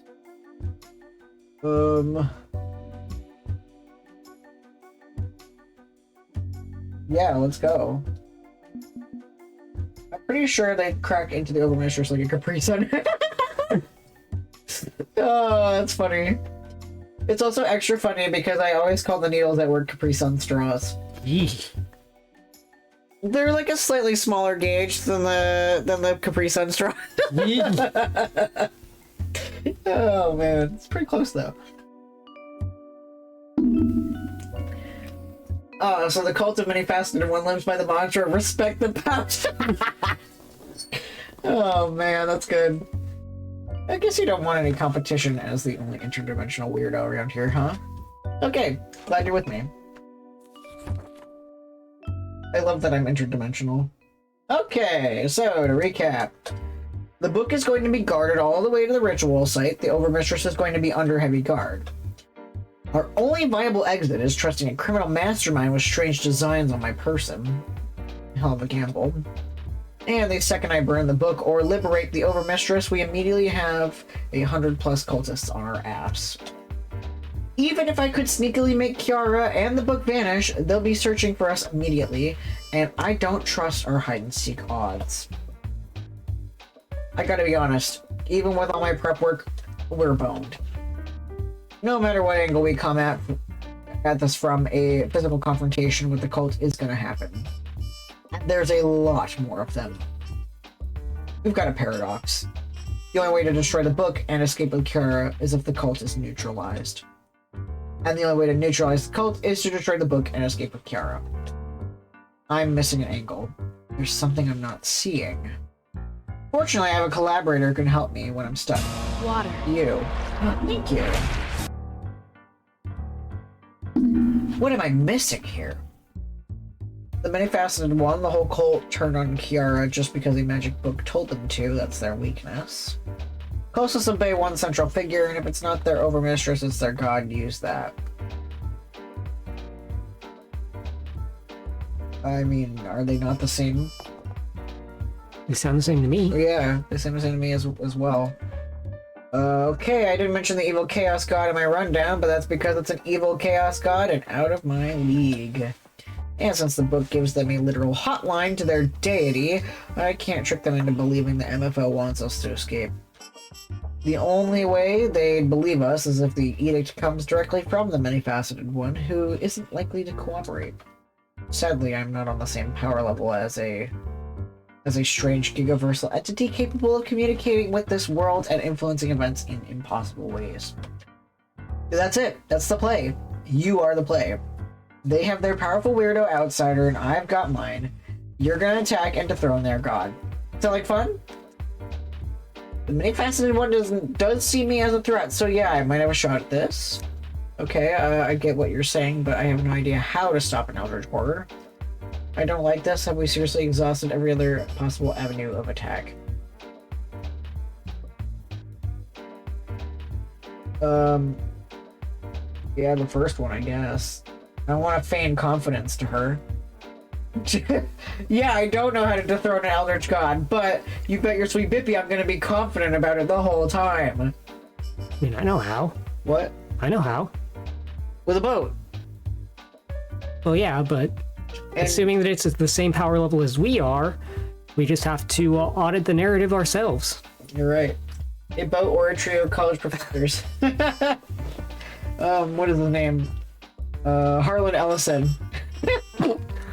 Yeah, there was a time that Scooby-Doo defeated an Eldritch Horror by kicking a spear in midair. Yeah, that's all I really know is Harlan Ellison and Scooby-Doo. That's all I know about him. Oh my god. I won't pretend I understand how you do the things you do. Scooby-Doo is an Eldritch Horror. Well, he's a descendant of one. For real? It's literally in the show I was talking about, Scooby-Doo Mystery Inc. He's a descendant of the creatures from another world that are basically Eldritch gods. I don't remember that, but okay. Yeah, that's why he can talk, because he's got the DNA of what was worshipped as a god in ancient times. Okay, that makes sense. You know, an Anubis-type creature. Oh, right! You're right. It's been a while. I won't pretend I understand how you do the things you do, or even what you really are. But if we're talking overpowered anime protagonists against overpowered anime antagonists, I'm betting on you every time. Not gonna lie, this is hardly a plan. It's a vague idea of a plan.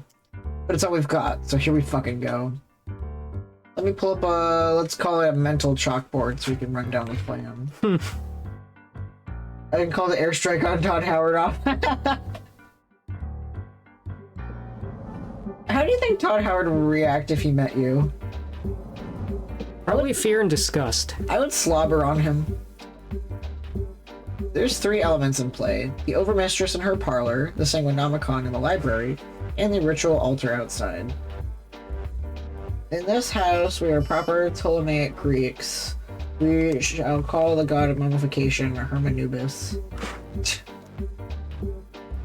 Alright, the Overmistress, Inner Parlor, the Sanguinomicon Library, and the Ritual Altar outside. I thought there was a cigar and not a knife until I looked closer. I believe that's called a flamberger? Yeah. Flamberger egg. I would beat his ass for ruining Michael Kirkbride's vision. Who's Michael Kirkbride? The actual guy who runs things. Oh, okay. Understandable. Thank you. When it's go time, they're gonna escort the book out the door, and the Overmistress as well. But before they get out... What? Sheikah symbol. What? Sheikah symbol. Sheikah symbol. Yeah, Sheikah symbol. It was basically like the... Oh. Right there, yeah. That does look like the Sheikah symbol. The cult guys, the Yiga. I'm thinking of the Yiga. I feel like these guys are slightly more threatening than the Yiga. Yeah, these guys don't have a specific fruit that they like. They might. We may have just not gotten to that path yet.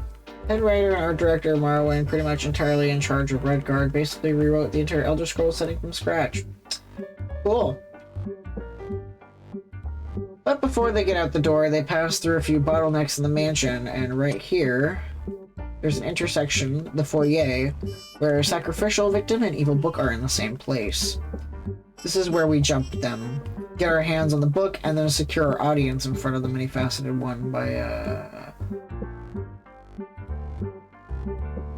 Durr, me dumb, me like pretty New Zealand, make me Oblivion boring as fuck to copy it. Gotcha. Get our hands on the book and secure the audience in front of the many-faceted one by bleeding into the pages, just like they plan to do with Kiara? It's gross, but as I ascend to my serum 23 dosed blood will bring you along for the ride. Believe me, I'm no fan of this plan. There's a good chance I'm just gonna straight up die, or my soul will wail eternal in the unholy choir or whatever. It's a risk, but we agreed to do this feat for Kiara. We end the threat of the Sanguinomicon tonight. Can't we just burn the damn book? If it's gone, no more Elder God, right? You're a mask. Shouldn't you save your skin first and foremost? We were told to burn the book. We can just pull up a fucking lighter.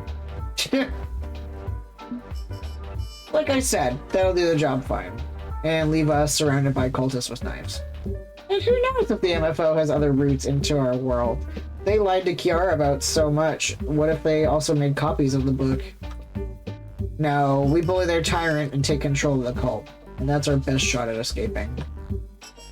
I duck into the mansion, dashing upstairs silently to change in a bathroom. If I'm doing this, I'm doing it as me, not a bathrobe-wearing cultist. Bold! Alright, here we go.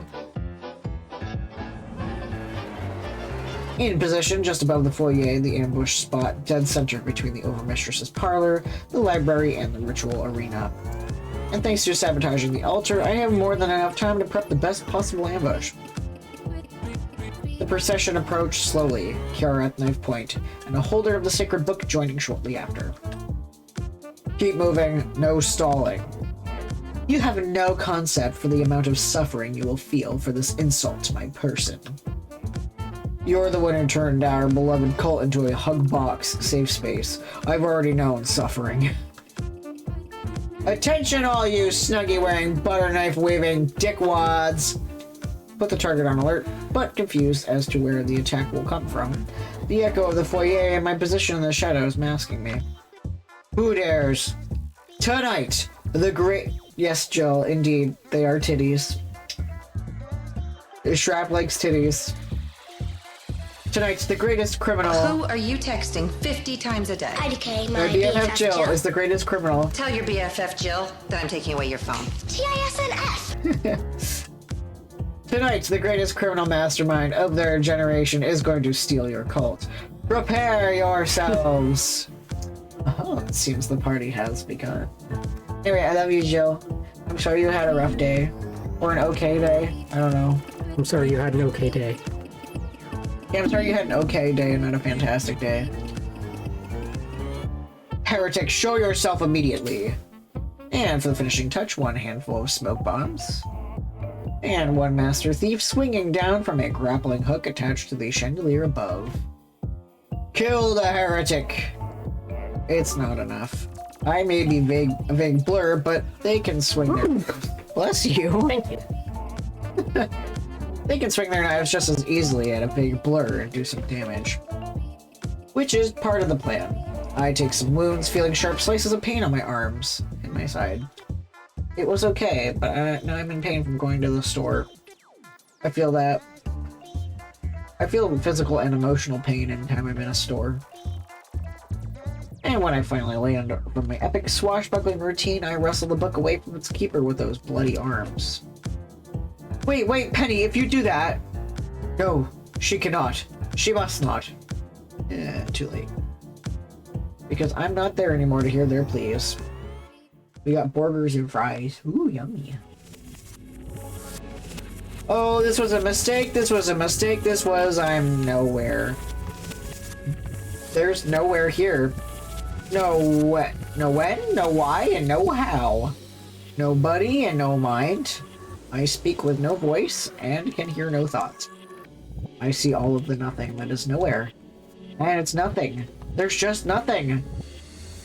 Just looks like the printer... Have fun playing Disney Dreamlight Valley, Jill. Just looks like the printer half-tone dots to me. Try to focus on my voice and see the way I see it. Hang in there, Penny. Latch onto my guidance and I'll help you through this.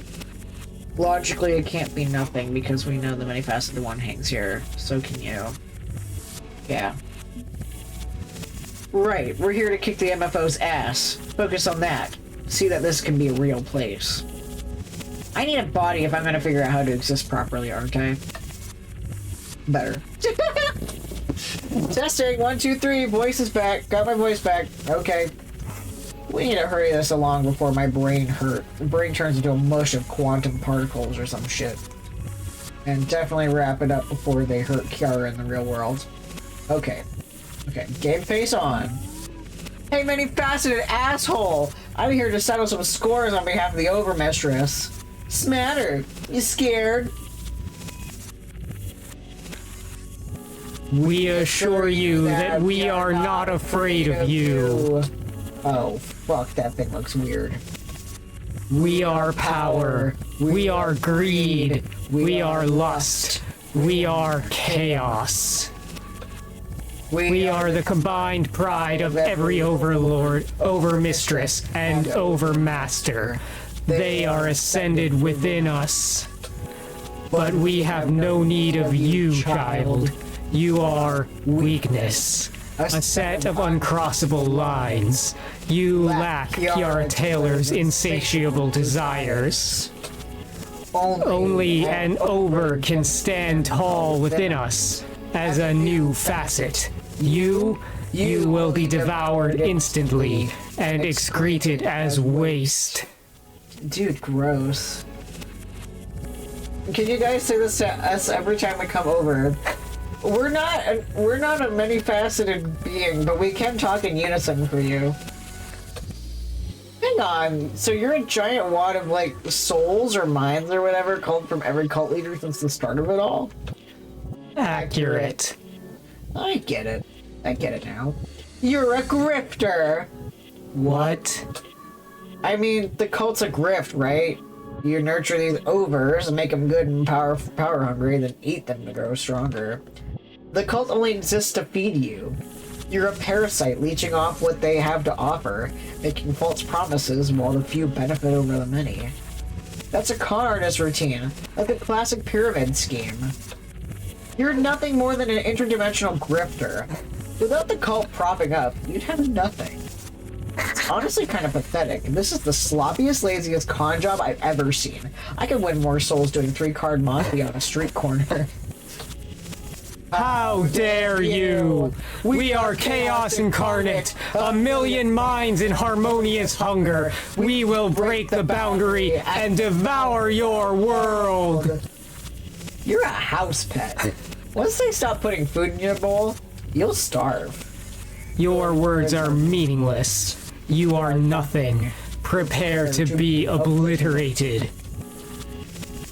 Mind if I interrupt? Your fight's with me, not them. Penny's not alone in this fight. Or will they ever be? Hi there, hi, Michael Vsauce here. You arrogant, obnoxious, pathetic little presence. We already warned you to leave the Overmistress be. You ignored our warning.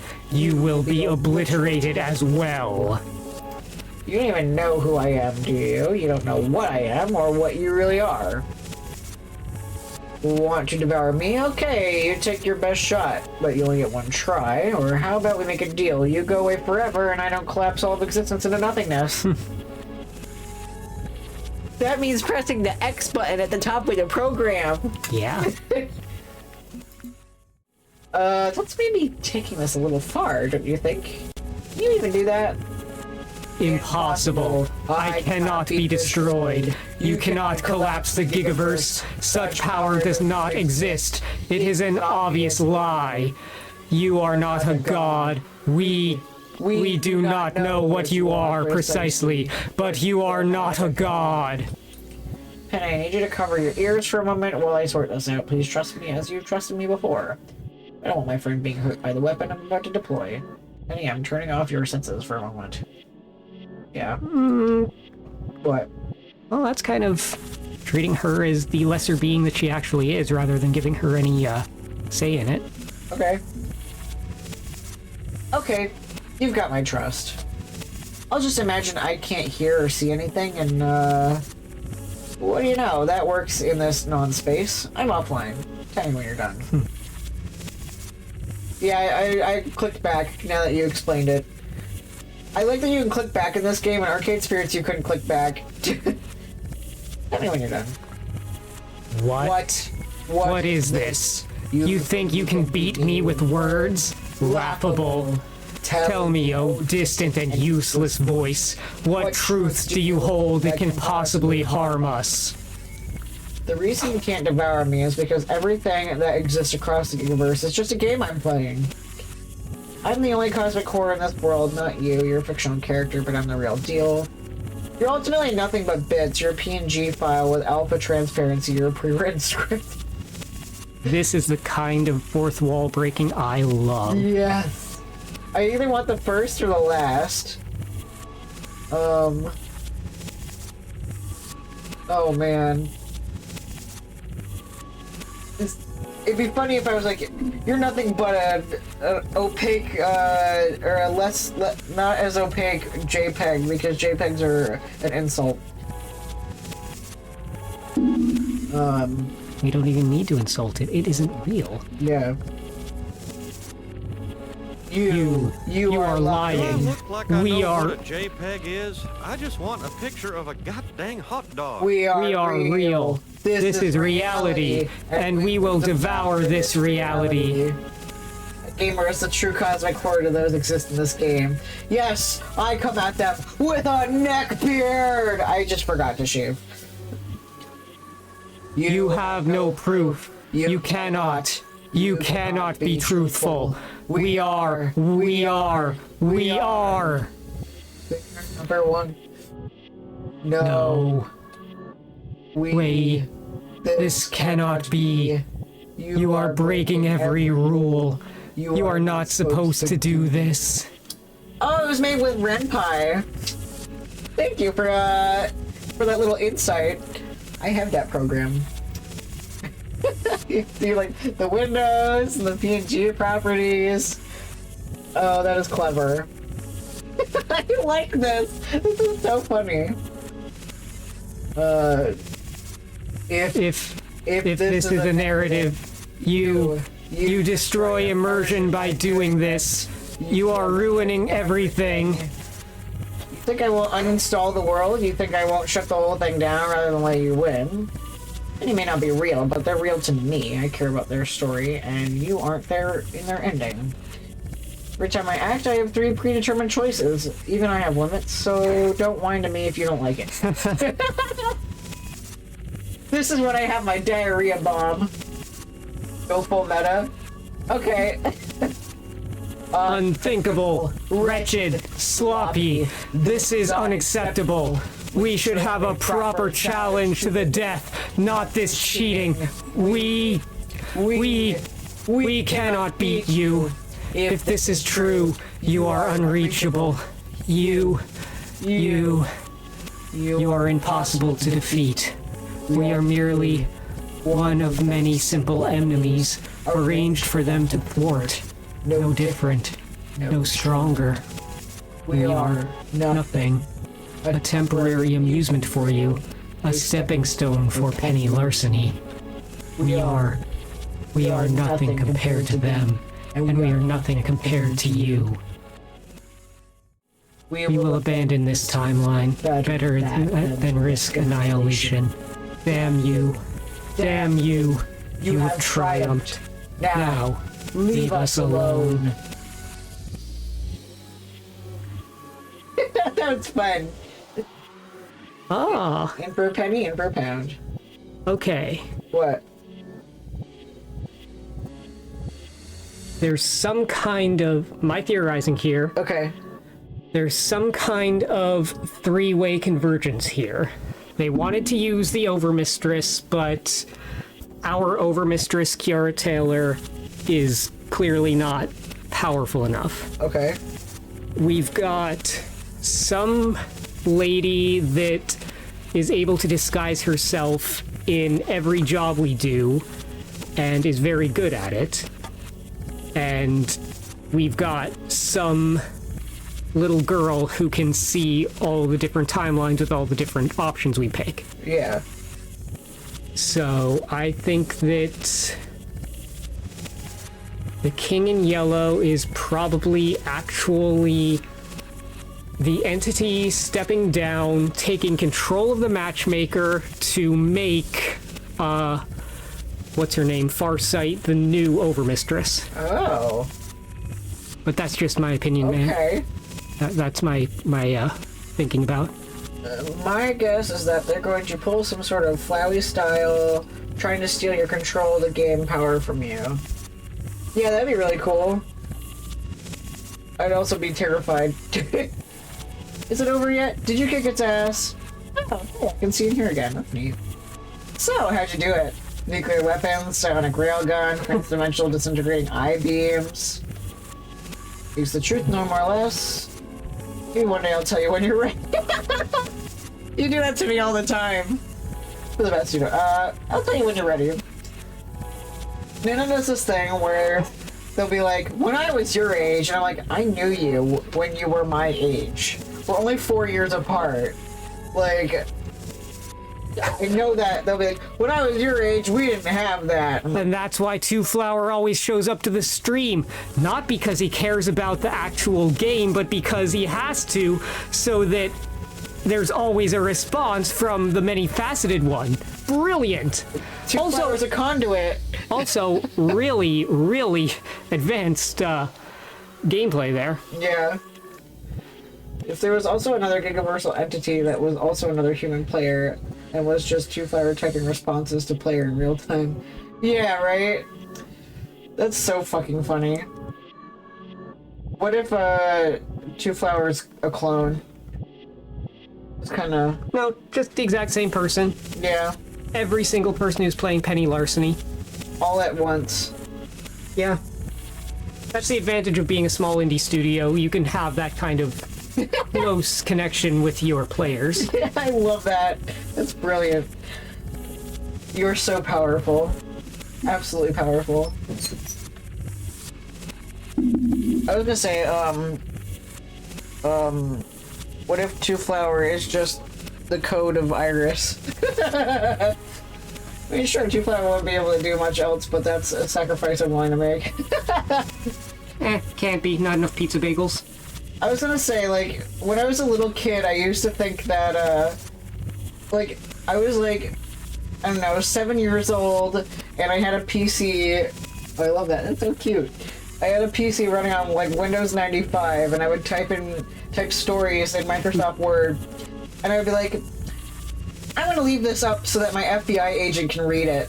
And my dad was like, there's no internet connected to that computer. And also, how do you know about the FBI agent's personalized to your computer? And I'm like, ha! Knew it! So I'm like, maybe Two Flower just has experience as being a personal FBI agent to someone's computer. So, or is able to witness. It's like that Stanley Parable thing where like you go onto the website and it'll show who's playing at the moment. Like there's that gag where Germa was playing Stanley Parable and he logged in and he could see himself, his camera on the website, so he just kind of pretended to be asleep and then they photoshopped a spider on top of him. Maybe you were playing way too much Stanley Parable. Without the spooky three-eyed jerk butt blocking us, you can pull us back to reality. Right? Like that, baby! Your rescuer vanished into the pages of the Sanguinomicon. They failed in their task. Oh yes, well I watched no other streamer. You have explained that Germa is a higher level palette swap. Exactly! It's like, if you guys give me $1 million and, delete the existence of time and then stretch me out a little bit, I'll be Germa. You know. He's the kind of guy, like, you can feel time with my streams. With his streams, there's no such thing as time. You're just like, you not look at the clock the entire time. You blink and you're like, oh my god, that was 6 hours? What? It felt like 3 minutes, so I don't know. He has like some uncontrollable power. Your rescuer vanished into the pages of the Sanguinomicon. They failed in their task. Now nothing will stop your ascension, dear Overmistress. The instant I merge with the many-faceted one, I'm going to unravel your sanity strand by strand, you miserable little toady. And we're back! One advantage of being the new master of the Sanguinomicon, when I return to reality, my wounds are healed and I'm holding the book. Wait, that's 2 advantages. Look, the point is that I have the advantage and they do not. I have finished my reading assignment and it's time for my book report. Mixed Larceny, heretic. And with absolute confidence, I hold the Sanguinomicon up high, pages open and ready. Psst, that's your cue. Do your thing, speak through the book.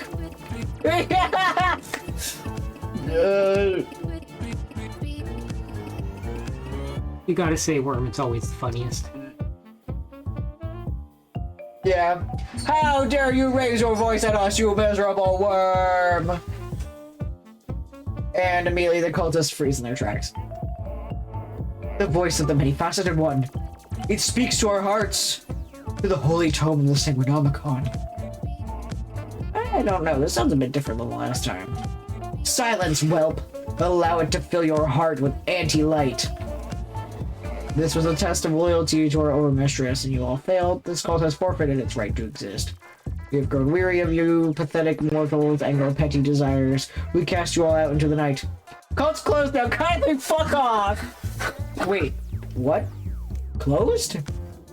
Can't they do that? Can they just close down the cult? The word of the many-faceted one are not to be denied, lest your sanity be torn to shreds. Very well, how shall we fuck off, oh lord? Just go away and leave me alone before we, I don't know, eat your mind, something along those lines. Not the most convincing argument, but whatever. And finally, I strike one of the magnesium flares in my pack, overpack the thievery kit, and hold it over the book. As our bond is annihilated, so too is the Sanguinomicon. You do not deserve the power. Goodbye. I have to go. My planet needs me. Wow, the many-faceted one came from another planet? I guess it matters not. Flee. Flee before we are all burned. The book burns brightly in my hands, before I toss the crumbling, glowing embers aside. Cultists flee into the night, screaming and running, terrified of the holy book's destruction and their god's wrath. Hang on, does this mean they're all gonna burn to death since I burned the book? Oh, I certainly hope so. I might have spread a rumor along those lines at one point, just to prevent any potential book-thieving usurpers.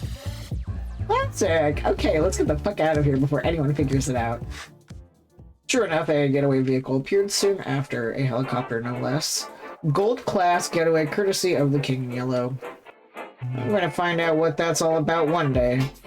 But not today. Today I'm just gonna rest and enjoy the ride. And so falls the cult of the many-faceted one.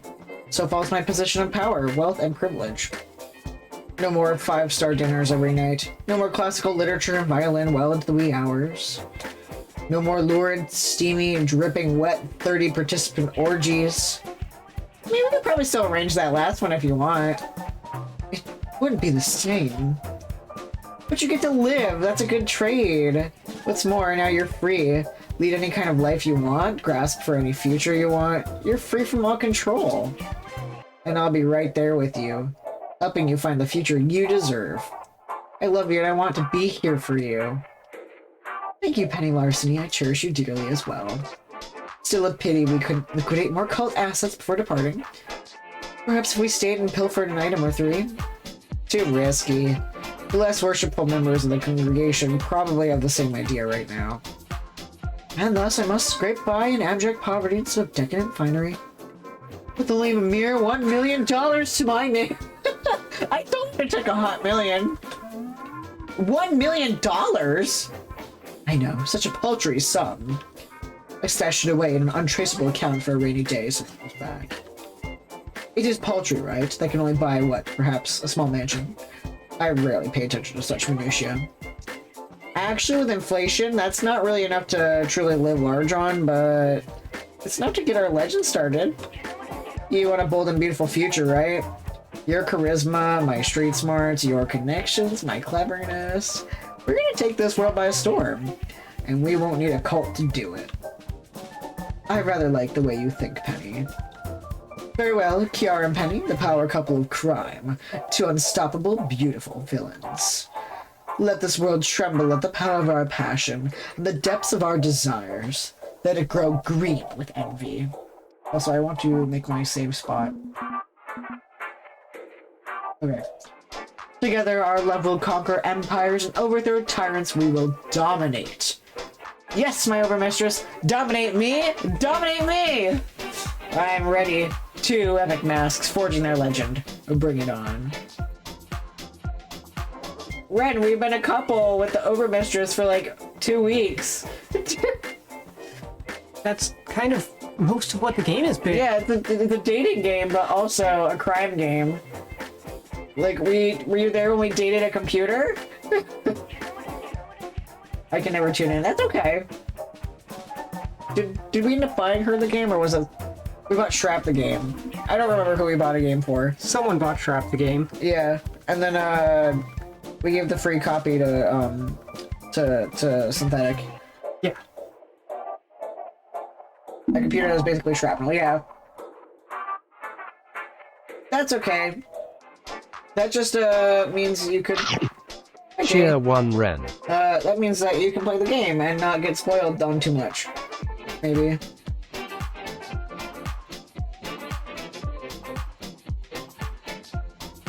The cult scattered to the winds that night. A few attempts were made to rally them under new banners, but they couldn't hold it together. And while they disintegrated, Kira and I rose as power players in the mask scene. Yeah. I want to save that. Cheer 1 Buck. I'll save that one as my picture. Yeah. Soon we grew our little criminal operation into an internationally wanted duo, always one step ahead of the law. We'd throw fancy parties and earn favor with the rich and powerful, then escape into the night and do it all again somewhere else. And whenever we came to town, oh, things got wild. Wet and wild and lewd and all kinds of naughty. She's wearing mesh. We threw massive parties in the middle of repressive countries, letting people love whom they wanted to love, regardless of the law.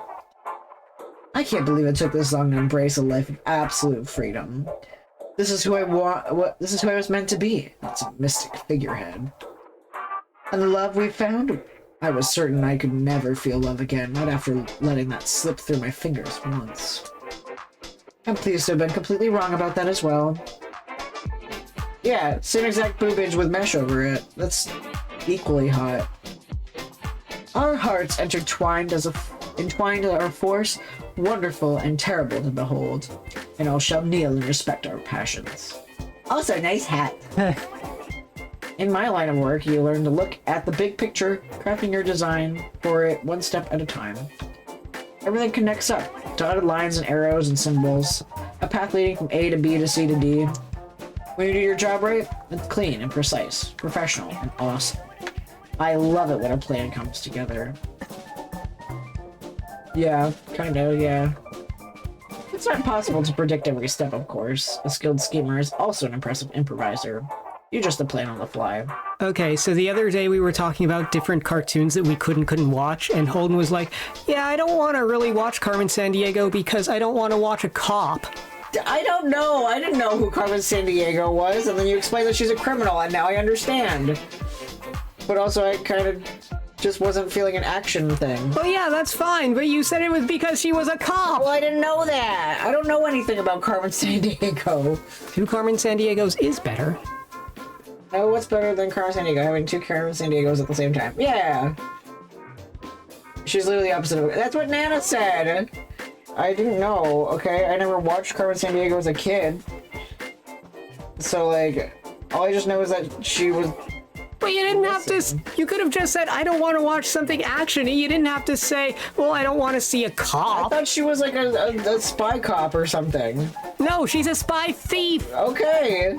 Alright, and I know now, and I feel stupid, but whatever. She stole the Prime Meridian once. How do you steal the Prime Meridian? It was a different time. Okay, gotcha. Or well, regular cops also steal things, but Carmen Sandiego steals things in a cool way. I believe you. Just not feeling anything action-y right now. And now, I'm where I needed to be, and everything has fallen neatly into place. My name is Penny Larceny, and I believe it or not, I saved the world. And now the world is ours. Yay. Squeaky chair. Celebrating with chair farts.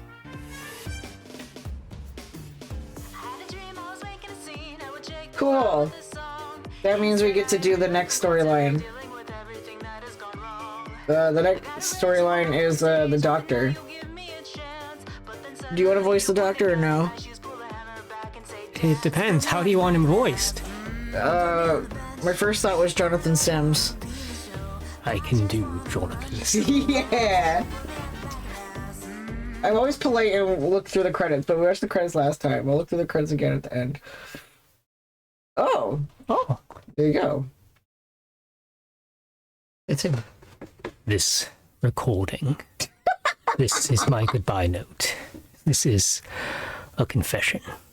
I don't know. Whatever you want to call it. I don't get to name it. Statement of Dr. Mayhem.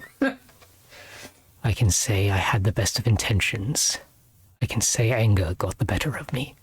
I can say society gave me no other options. But it doesn't matter. In the end, it was me. I murdered the world. And slay. And yas. My cure for cancer was sloppy, flawed. I can blame my lack of funding, or my peers refusing to work with me, or it doesn't matter. It failed. It backfired spectacularly, becoming a viral form of cancer, a plague. Most of humanity isn't going to survive this. I can't apologize to the dead, and my apologies are worthless to the living. Dr. Mayhem, in the end, unleashed absolute mayhem on this world. And it's just that my own cancer takes me down with it. Goodbye. Oh dear. Aha. This can't be how it ends. Not after everything. The universe is fluid and non-linear. There is a way back if you refuse to accept this fate. Yeah. You'll try again, making a different choice. Yeah. New paths, new decisions, new friends, and allies. Yes, exploring the universe will reveal the path. Yeah, the famous two-flower. Time spins in reverse. Decisions and destinies unwind back to the start, and the path opens up to you and you. Why are you playing in my trash again? I was moving it out of the way so that we aren't playing with the trash on the floor. Okay. New game, new game, new game. Alright, here we go. And I have the luxury of being able to skip things. The light! It burns! It's revealed! The last time, she was... Her face didn't show up at all. It was just an empty box. 2 disasters, but 3 more possibilities. Work for all the villains. Discover their truths. Interesting. Hell yeah. Okay. And then we can just... We haven't seen this. Oh, we haven't seen this one? Okay. In my line of work, you learn to look at the big picture, crafting your design for it little by little. Everything connects up.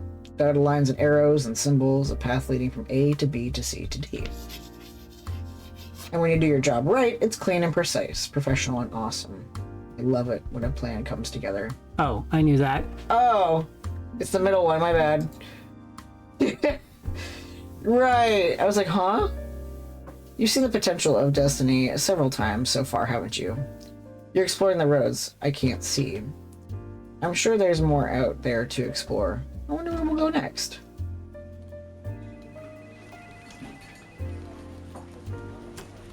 We're gonna explode in a fiery ball. Also, I don't know how to read, so... we did it! I remember this from last time. Last time? Huh? What do you mean? We saved the world from an eldritch horror? I was a hero! Whoa, that's a first for me. How'd that happen? No, wait, spoilers. I shouldn't ask you for spoilers. I don't know much about this quantum gigaversal reality what's it, but I admit that learning too much too soon is bad. Are you sure you don't want to know? Because there was a problem at the end of that particular timeline. But I'm back because things didn't go according to plan. Do you want to avoid that trouble? I'm not against cheating as a whole, but I'd rather not mess with this stuff. Not after people screwing with timelines killed my mother. What? Is that new information? No?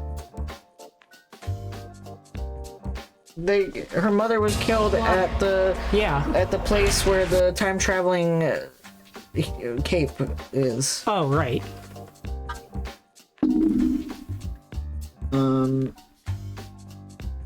Skip to first caper. Now, we knew the Continuum killed her mom. Yeah, that's his name. And, Captain Infinity, right. And Continuum is the lab where it happened, yeah. And Continuum, made equipment for Captain Infinity. I'm sure let me just fill out this paperwork before we skip ahead. That is me. All me.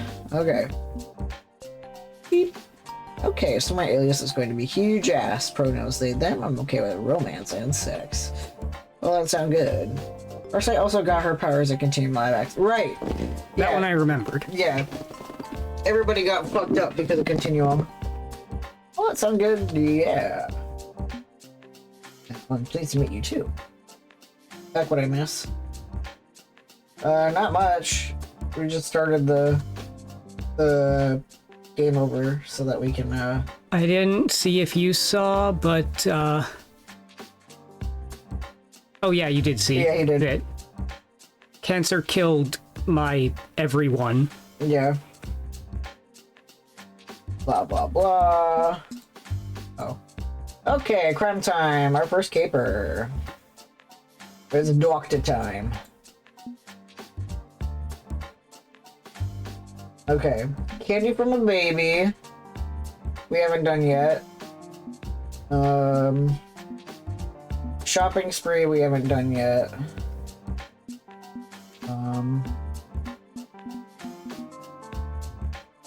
That's the third caper. Okay, so we're gonna do the floppy as the last one. Wait a second. You didn't notice that? I just put the pieces together. I noticed that like the first episode. Night night trap. Sorry that we don't have boobs anymore. I'm gonna steal candy from a baby. Yeah. Please tell me you've seen everything everywhere all at once, because the true universal power is within Bagel. When you have pizza on an everything bagel. Which I'm not the kind of person who likes I like an everything bagel, but like I don't order them often because everything bagels I feel are too indulgent. I don't want everything. Well, they don't actually have everything. They've got a large variety of different types of spices. There's no marshmallows on them. There's no Tutti Frutti on them. There's no pizza on them. I like to get a sesame. The one in that picture is a sesame bagel. I get the same thing. My autistic brain gets the same thing every single time. A sesame bagel with bacon, scallion, cream cheese. So, you know, I love bacons, I love scallions, I love sesames. It's just so tasty. And it's the same every single time. And that place just loads it up with an extreme amount of cream cheese. After accepting the job in Crimer, I'm given an address, the basement of a disused and partially collapsed industrial building. I was an everything slut my whole life, but now I love a pork roll, egg, and cheese on a sesame. Exactly. A sesame is the way to go. I named one of my Annihilates Unfungible. You did? That's so cute. In Jersey over here. After accepting the job in Crimer, I'm given an address, the basement of a disused, partially collapsed industrial building. Nothing shocking there. Masks usually hole up in abandoned spaces just like me. Picking my way through the remains of the structure, I prepare to enter the lair of mad science. Oh yeah. Which honestly isn't all that mad. It's about as good as a zero-budget scientist can cobble together. I could probably make that in Animal Crossing. Yeah. He's made an effort at cleaning, but there's only so much one person can do by themselves, and the equipment looks decently maintained. I want him to clean up those wet spots! You're gonna slip! Our hungover Christmas friends ate 17 bagels total. It was a catastrophe. Boo! That is a lot of bagels, though. Bagel. The whole place reminds me of my own apartment. Making do with what you've got. That's... wow, okay. Hey Isaac, you in? I'm here and ready to cram it up. But the good doctor is distracted by a tiny Bluetooth earpiece and phone in hand. What the hell, Ravi? We had an agreement. We can do a double-blind review. They don't need to know who wrote the paper, just that... Oh, come on, my writing style isn't that obvious. Who's gonna know?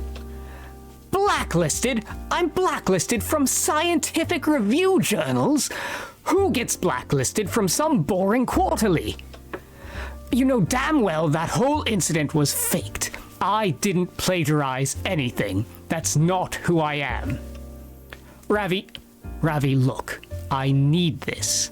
Peer review and publication is the only way to legitimize my research. I can't get grants until I get my foot back in the door. Ravi, man, you gotta do this for me. Lives are at stake. I'm weak for man in uniform too, trust me. Those gloves got me thinking something. Well, fuck you then. I don't need you. I can do this myself. I'm Dr. fucking Mayhem, and you'll rue the day you crossed me. Hi, Kryshard. How are you? And he spikes his expensive smartphone straight into the concrete floor. Fuck. What's up, Doc? He finally turns to face me, sighing. I'm glad you're better, Kryshard. I appreciate that you're feeling better. I know that life is rough, but you always get through it. You're always supportive and equally, or you take the bad time and turn it back into more support and love. I'm proud of you for making it through. Just digging my grave a bit deeper, I guess. And using phrases like rue the day. And now I need to buy a new phone. You're a mask. You don't buy a phone, you steal a phone. It was a pain day yesterday. I spent the day getting extra Get your extra sleep. If that's what your body needed, then hell yeah. Well, I'm glad that you survived a pain day. You deserve a little treat. Yeah, but I've got a really good data plan with movie streaming services included. I can't steal the airwaves. Sure you can. My partner Gibson kicks you up a burner SIM card and you're good to go. Gibson's the talking cat I mentioned in my Crimer profile. He's an ultra hacker. He can hook you up. I'm still trying to get back to my real life, Penny. That means having a legit phone number from which to plead my case. But, considering Plan A just collapsed on me, I guess I'm stuck with Plan B. How's everyone doing? I'm okay. I mentioned earlier that I'm not good and I'm not bad. I'm just here. Yeah, holiday was also, you know, wasn't great, but it was alright. You know. Par for the course. I hope that yours was good at least. It wasn't bad. Don't make it. I'm not making it sound like it's bad, but like, you know, when things are like, Par. I'm Plan B, aren't I? Yeah. Sorry, I was hoping I could avoid it by getting my work published and officially recognized. A road back home. But that's not looking likely. And, well, that means I'm screwed. You'd pay to hear Nana read Shakespeare. I mean, I got the anthology in the living room. We could do Shakespeare if you want.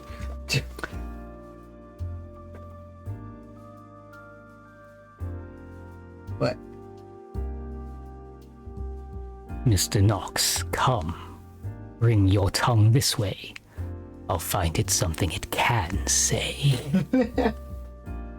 Dr. Seuss. That's your line. This isn't what I wanted from my life, and I'm trying to get out from under it. But I don't know how. Isaac's still thinking like a civvy. There are no options he hasn't considered, right? Zounds, I am slain. Why not just self-publish his findings online to hell with the establishment? Surely there's some kind of mask-based medical journal he could work with instead. Does he have any trustworthy allies from his old city's life that he could tap for help? Well, that's what he was already on the phone with. He was with that Zavi guy or whatever. Ravi was a civilian, I think, who was trying to peer review. I don't know if there's a math-based medical journal, but self-published doesn't really get a lot done. Oh, the establishment, I guess. Hey, crusty old academic journals. Who needs them, right? It's the 20. You can move the trash can over there if you want. Last time I touched it, you went, "Why are you touching the trash can?" Well, you were playing in it. No, the time before that, I was digging in it. Okay. The time after that, I was moving it, and you went, "Why are you in the trash again?" Self-published just means he'll get mixed in with a senator who believes that lizard people control the government. You're right. Shit. Oh well. Hey, crusty old academic journals. Who needs them, right? It's the 21st century. Blaze your own path. You want to give your research away for free, don't you? Sounds like a job for the information superhighway. Start a website. I mean, that's the end goal, yes. But there's a reason the old processes exist. What I need is peer review. My findings have to be independently verified and validated. And once reviewed, getting them published in a prestigious journal, that also adds to their weight. People will take me seriously. But since I got drummed out of the industry and turned into an outlaw, I'm radioactive. No one will review or publish me. Oh, it's like a blog template ain't gonna cut it. Nope. I'm a scientist. We have to collaborate and lift each other up. Without that, we've got nothing. Well, until I can get my work out there, I may as well continue on it. So much to do. What are you working on anyway? Nerdy medical stuff. A unique new take on how to cure cancer. The specifics are probably not your thing. I did see an article about a new cancer cure coming up. Well, not cure, but like treatment involving a near-infrared laser. which is pretty cool. It like vibrates the cells till they just cease to exist, apparently. Hey, try me. How does it all work? Well, what I'm trying to prove right now is that science. Uh-huh. Science.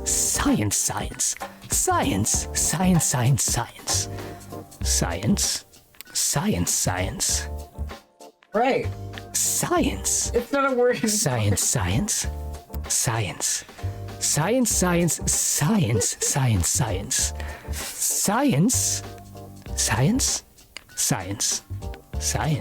Okay. But that's just the bare bones, high level overview. Really, it's a matter of science. Yeah, earlier phototherapy. That's basically what it's sort of like phototherapy, yeah.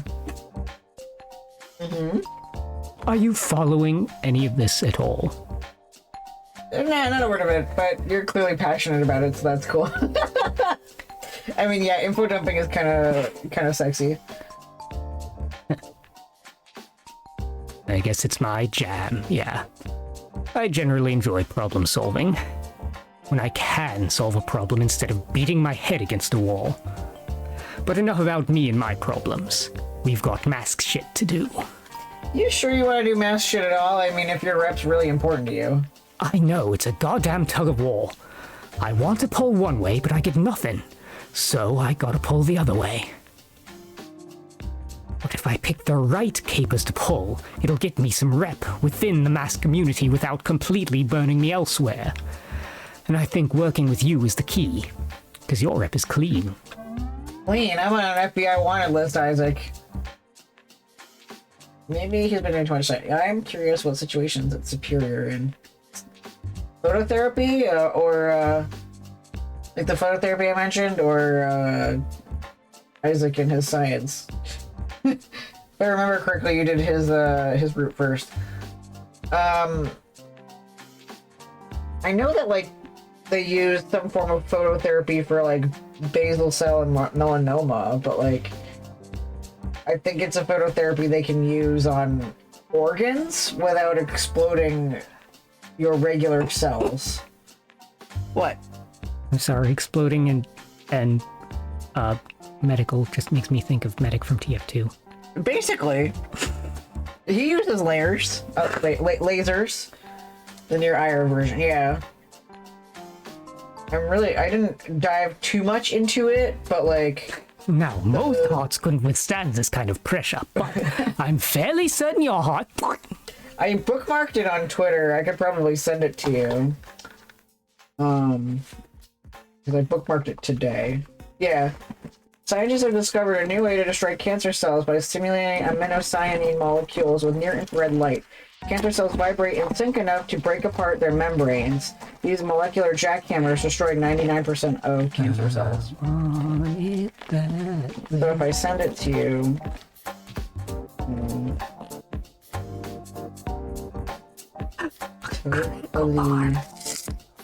Dark chocolate, but it's good.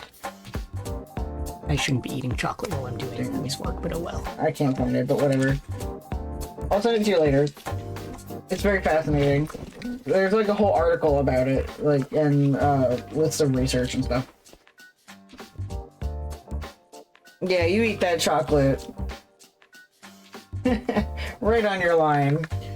But yeah, I'm very fascinated about it, and I hope it actually becomes common use because like people shouldn't have to fucking go through chemo to live. Like, you know, it's not like a slight trigger warning, but it's something that a family member went through, and seeing how fucked up things happen because of radioactive treatments is. If radioactivity causes cancer, why are they using radioactive stuff to get rid of it in the first place? It doesn't make sense to me. But anyway, it's your line. What was I responding to? I need my motivation. I'm on an FBI wanted list. Ruined his eyes? That's horrible. Oh, that is so sad. Petty theft, sure. the occasional high-profile heist, but nothing violent, nothing that genuinely makes the world a worse place. If chemicals make us sick, why do these chemicals treat illness? Exactly. That's literally how all medicines work. Yeah, but they're good chemicals. It's how everything works. How do we treat viruses? By putting more of the virus into your body. Yeah, but that's a proven thing. Some of these are just theories. We need to use chemicals that don't have such outrageous... Well, when you find one, go ahead and use it. Yeah. And what happened to your mother? It's a goddamn shame. It's not right. A corporate lab going that far to protect trade secrets? No, that's not the world I want. And neither do you. So, I think it's appropriate for us to help each other. You know about that, huh? Yeah, and you have my sympathies, Penny. I did my research after the Crimer event. Of all the potential henches I talked to, you're the only one I feel comfortable working with. Well, shit, that's validating as hell. Feels good to hear. He talks a good game, but there's doing your homework and there's cyber stalking. He's definitely the kind of man who'd stand against Continuum, a good man to work with. We should warn him, even harmless crimes could pull him into this world deeper than expected.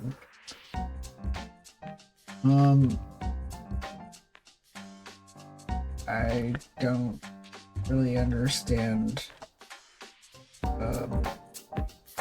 Whatever. Yeah, I really hate leaving a tragic backstory. It's not cool and edgy like the capes make it look. Losing your mom and dad doesn't mean you get a level in badass. It's just losing your mom and dad. It sucks. If you're the sort of person who'd stand against that kind of corporate science, I'm ready and willing to help. Absolutely. Scientific innovations should be available to all, not hidden behind walls of secrecy and exclusion. Yeah. Cures and treatments should be readily available, not exclusively sold to those who can afford to live. Insulin should be free, for example. Previous phototherapy was thought to be an oxygen-producing dye that healthy cells would then reject. Its primary limitation was getting the light to target the areas. Interesting. Yeah, Big Pharma hates this game. This has got me so excited. Yes, insulin definitely should be free. I saw this thing, an actual like insulin company changed their cap to $35. Why was the company doing it and not the goddamn fucking president? But I do have one concern.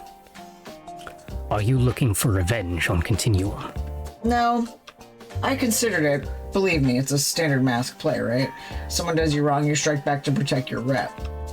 But he wouldn't bring my parents back. All it'd do is turn me into one of those angst-riddled shitlords going full Ahab. I'm not gunning for Continuum.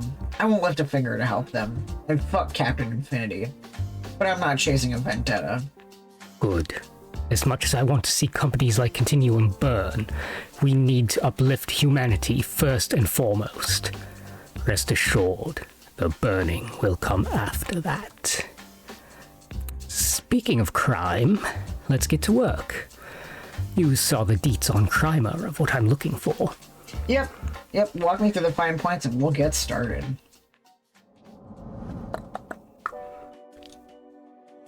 I need you to steal some science. For science reasons. Fortuna Nutrichemical. You've heard of them, right? Yeah, actually. Absolutely, they make the fizz, right? And nibblers. I fucking love nibblers. Maximum choco taste, minimum choco price. I'm not entirely sure nibblers can legally be called chocolate. That's why they're called choco bars. Hey, they're tasty. That's all I care about. Are we stealing chocolate today? No, we're stealing an ultra-efficient system for genetic folding. Oh, I wanted chocolate. Fortuna doesn't just make candy and drain community water aquifers to sell back to them at $5 a bottle. Ah, Nestle. We're coming for Nestle this time. They also develop overpriced drugs and biotech. They're one reason why insulin costs so damn much. I need you to steal a powerful but elegantly simple bit of programming code, which, for security reasons, is kept only as paper hard copy. Not very useful if a computer program is not actually on a computer. I can't explain the reasoning. Probably don't want to risk it falling into anyone's hands, so they only pull it out when needed. It's stored somewhere in their corporate HQ, a dual-purpose building with office space and research labs. It's a lab and an office? I work for Big Pharma. Support me so I can quit. Yeah, that's right. Now that you work at a pharmacy. Yeah, this is a very... I took this choice because, like, I saw candy from a baby. I was like, oh, yeah, that's probably got some health things based in there. You know, I didn't want to do anything necessarily tech-related. So, now I don't technically work Big Pharma. I work non-profit, but the product that I take becomes an actual pharmaceutical. It's pharmaceutical, like, donated blood is a pharmaceutical, so I'm producing a drug. Interesting, but that's a fun fact for you. It's a lab and you have to get a prescription to get blood received. Interesting, right? I work non-profit for animal medicine. Does animal medicine have some similar problems as human medicine? Holden, may I remind you of the $300 tummy ache cash you had? Oh, yeah. Mm-hmm. Yeah. I forgot about that. That was very silly. It's a lab and an office? That's a recipe for disaster. Who are these jokers anyway? The founders were Walter and Beatrice Fortuna. He wore a tie, she wore a lab coat. This way they could work in the same building. Okay. Everything this company does is bass-ackwards, what can I say? But they make money, so nobody cares to revamp the protocols. Afraid it's on you to find the program's printout. No idea where in the building it's located. Sorry my intel's so vague. Don't worry, Doc. All part of the casing phase. Track down an item, analyze its defenses. I'll have Gibson insert me into their records as an employee, and I will search the place top to bottom if I have to. Yeah, well, careful with the top part. That facility pumps all sorts of toxins into the air through their rooftop vents.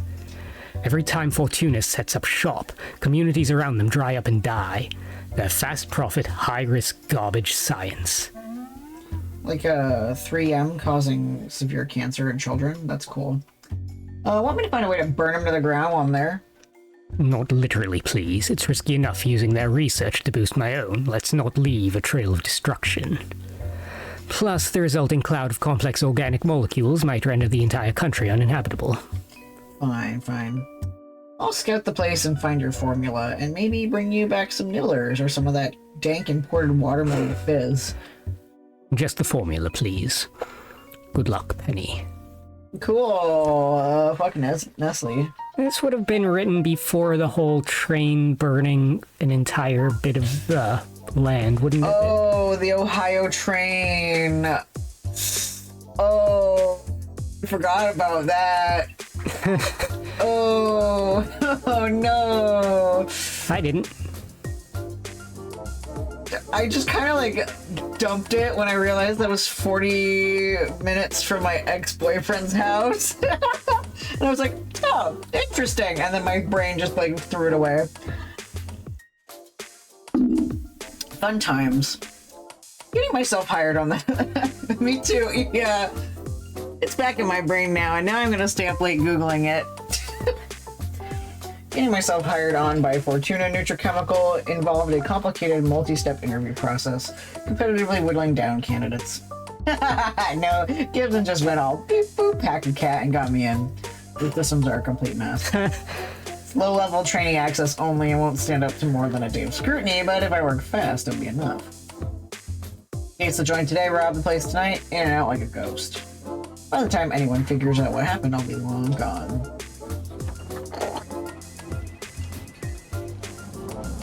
Oh yeah, here we go.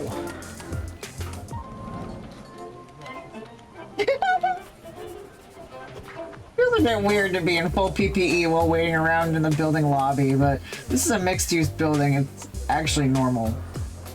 People in suits and ties mingling with lab coats, mingling with hazmat suits. This whole building has to be an OSHA nightmare. Yeah, it seems a little sus. Yeah. Even the lobby itself has desks with people working like there wasn't enough office space as a whole, and they had to spill it out into the open. Robbing a place like this, like disorganized is gonna be like taking I don't know, some metaphor like taking something sweet from someone helpless or whatever. As long as I can convince the shift manager to cut me loose and work, I can roam around and collect intel.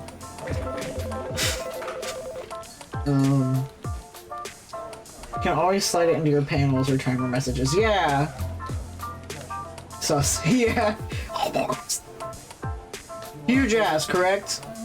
That's me, sir. Happy to be here. Our files say that you have 3 years of experience in handling storage of hazardous materials. Oh yeah, uranium, arsenic, hydrofluoric acid, unobtainium, ice-9, you name it, I've handled the hell out of it. Perfect cover story, all I do is move stuff around, and I may get access to sensitive storage where the program's being kept. Okay, so you're going to need access to the sensitive material storage. You'll need to visit the security center and obtain a gumdrop badge. A what? The security ratings are based on candy. Our owner is whimsical, you could say. It's not literally made of sugar. So this is the Wonka movie everyone wants.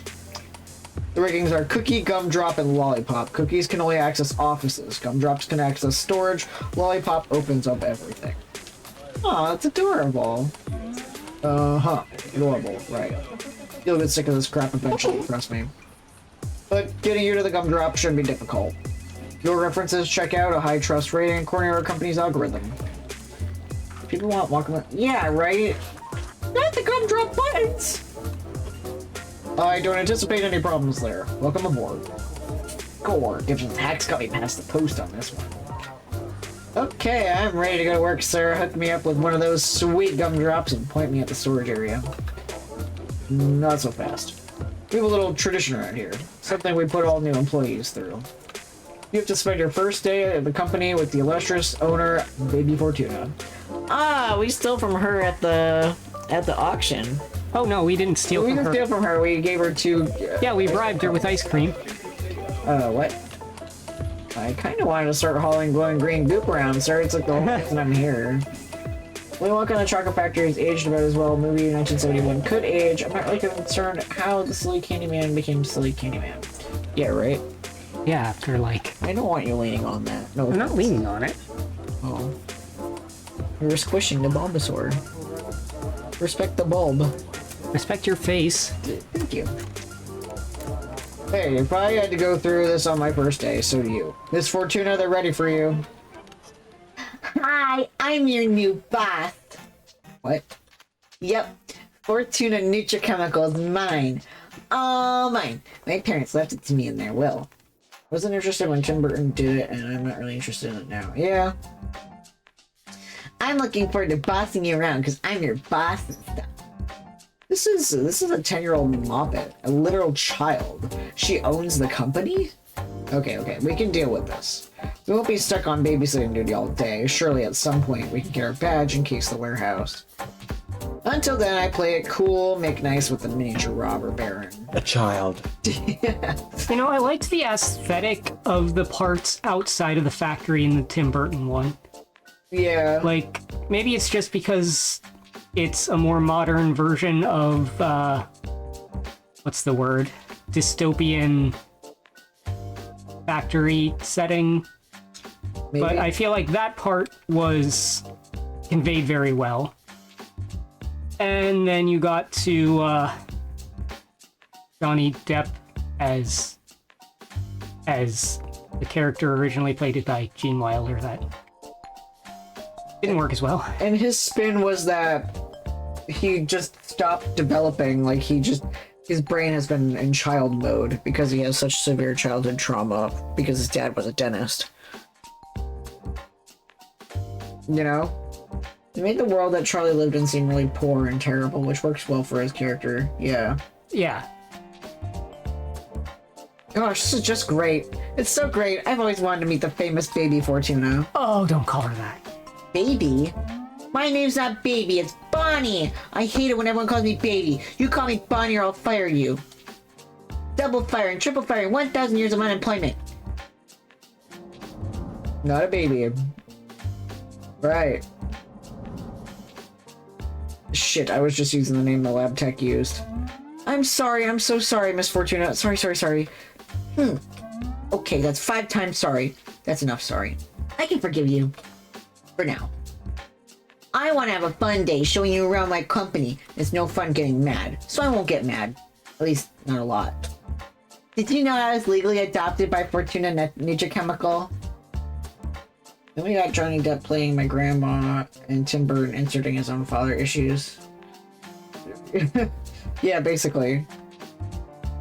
I did not know that. I did. Wait. The company itself adopted you? Like the company is your new guardian? Yep. The lawyers argued under the Citizens United a corporation is a person, and a person can adopt. Apparently, Willy Wonka's father was Saruman as a dentist. Although my new parents, the CEO, the CFO, the CIO, and the COO, they're all jerks. They never let me have fun. I wish I could fire them and make them live in a gutter, but I've outvoted on the board. Oh, what in the ever-living fuck is wrong with this company? Their headquarters is a workplace injury lawsuit waiting to happen, and their owner is a little kid they adopted? I don't get to do much with my time except play and have fun and do my homework, so I like to take time to meet my new employees. I don't actually legally own you. The COO says we own everything and everyone, but he says that after drinking a few bottles of a special juice, so he's probably wrong. I see. This is not a healthy environment for raising a little girl. If a corporation is a person, can someone sue it for child abuse? Yeah, probably. Well, it's nice meeting you, but I need to move along. Gotta go get my gumdrop badge. Oh, you don't need a gumdrop today. I've got a lollipop. I can take you anywhere you want to go. She produces a shiny plastic badge with her face on it, wagging it teasingly. Also, I have a lollipop. She also pops the candy pop in her mouth, letting the paper stick jut out like she's a juvenile chain smoker. I'll take you on a tour of the whole place. We'll have fun. We'll increase shareholder value. It'll be great. I really should start my new job. Start earning your money, right? No, I'm your boss. You do what I say, got it? My fake credentials aren't going to last beyond today. I need a badge. I need to case the place without its owner watching my every move. What a nightmare. Citizens United straight up yeah. Uh-huh. I'm trying not to draw too much attention. I'll just have to do my best to analyze their defenses while keeping Bonnie happy. Fine, I'll take the tour. Yay! She yanks the glossy pamphlet from a nearby desk, whipping the trifold out for us to study together. You can lead the way. Just let me know where you want to go, and maybe we'll go there. But let's save my fancy office building for last. It's the bestest place in the building. Technically, corporate personhood is a lot older than that. Citizens United just made money be legally classified as speech. Blah. I hate that. Okay, in case, how about...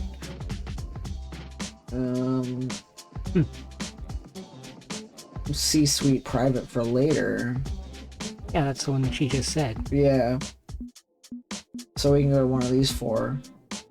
Research lab, security center, material storage management offices.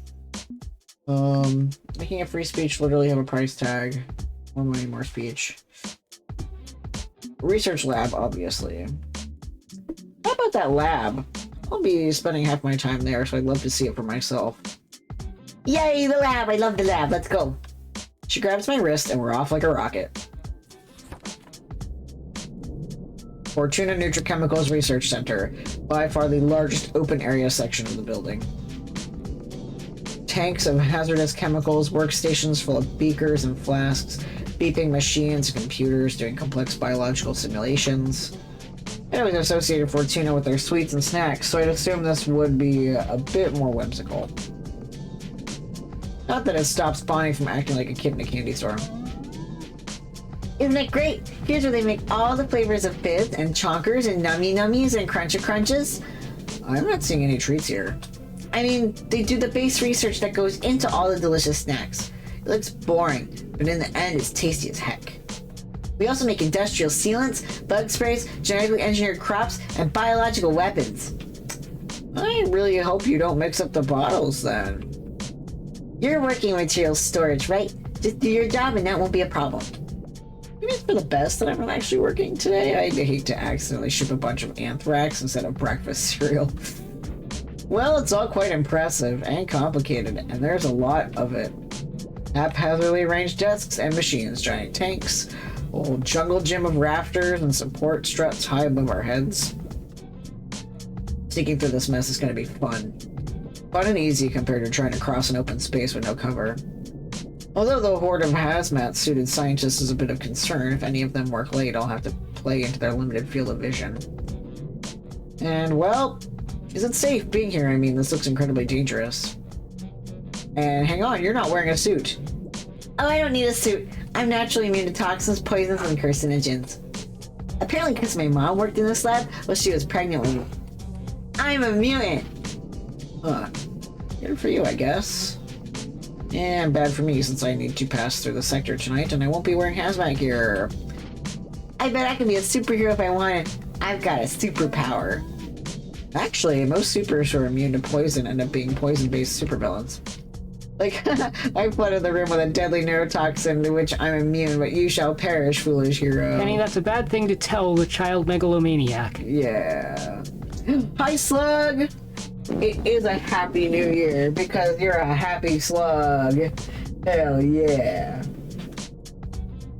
Huh, I hadn't thought of that. Maybe I'll be a supervillain then. Okay, let's discourage that line of thinking right now. Distract her with a question. Ask her about room structure. She's got tips on how you can move through. Check if supervillains have ever attacked this facility before. Put the caper aside. We need to be a good influence on this kid. What's her favorite superhero? Maybe we can teach her to be a kinder, gentler supervillain like us. Yeah. We're already parenting a trans girl who dabbled in supervillainy. Let's give her a little sister. Let's say if we get Farsight in this run, like in this caper, we could do both. That one and then the bank one. Because the Farsight run, we gotta do capers we've done before.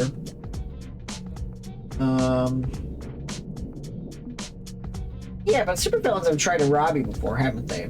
Gotta imagine this place has seen some action. Actually, I kind of wonder if you do the auction one first so you know she doesn't like being called baby, would it give a different response when you get to meet her? That probably makes sense. I was thinking that. You wouldn't be one of those meanies trying to steal from little girls, right? Well, no. Meanies are meanies. And I bet your security has fought them off, right? Come on, story time. Tell me about a cool supervillain fight. Last two villains who tried, one of them bumped into the wrong container, spilled it, and melted. I put all the nasty stuff in the tanks marked safe, and all the clean stuff in the tanks marked hazard. Got him. Yeah, that's probably not a workplace disaster waiting to happen. And the other one tried to climb over everything by moving across the rafters, but the fumes from below took him down. Silly crooks, nobody steals from me. I'm getting that impression, yeah. Thanks. I want to go somewhere else. Pick a place on the map. Let's get moving. Running out of billable hours. Okay. Right. I like that she has like a gnome pin on her purse. Okay, we can do I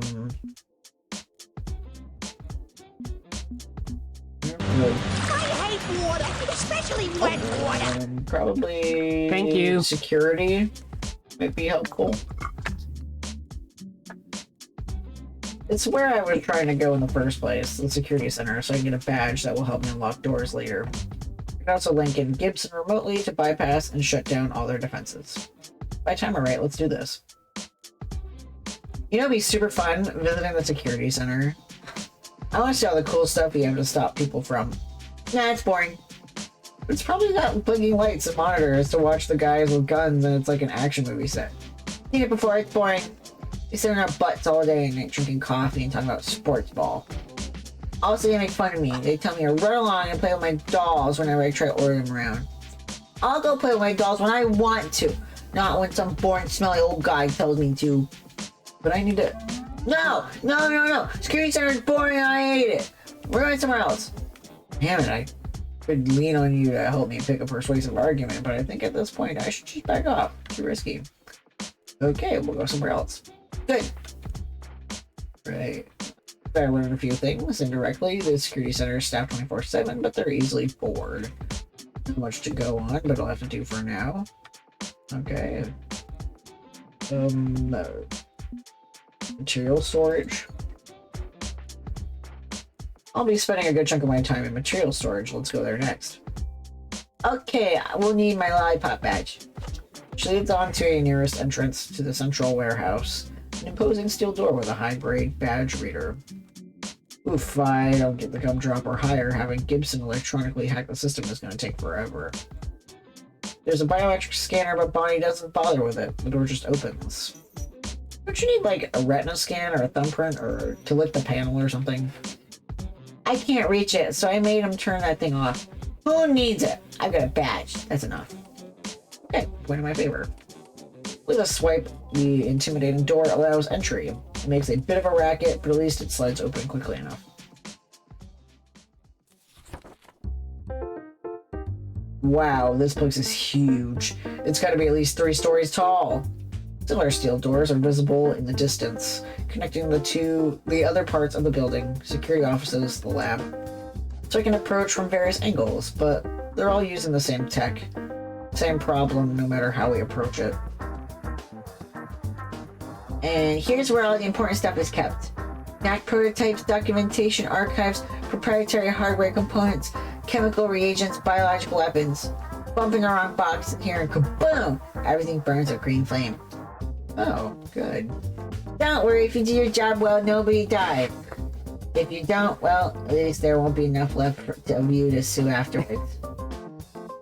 If that program code Isaac needs is anywhere, it'll be here. I need to locate it before Bonnie gets bored and hustles us along. Wow, you take security seriously here. It makes sense to keep all your company secrets in a warehouse like this. Who wants to leave important stuff just lying around in a folder or on some computer that can get hacked?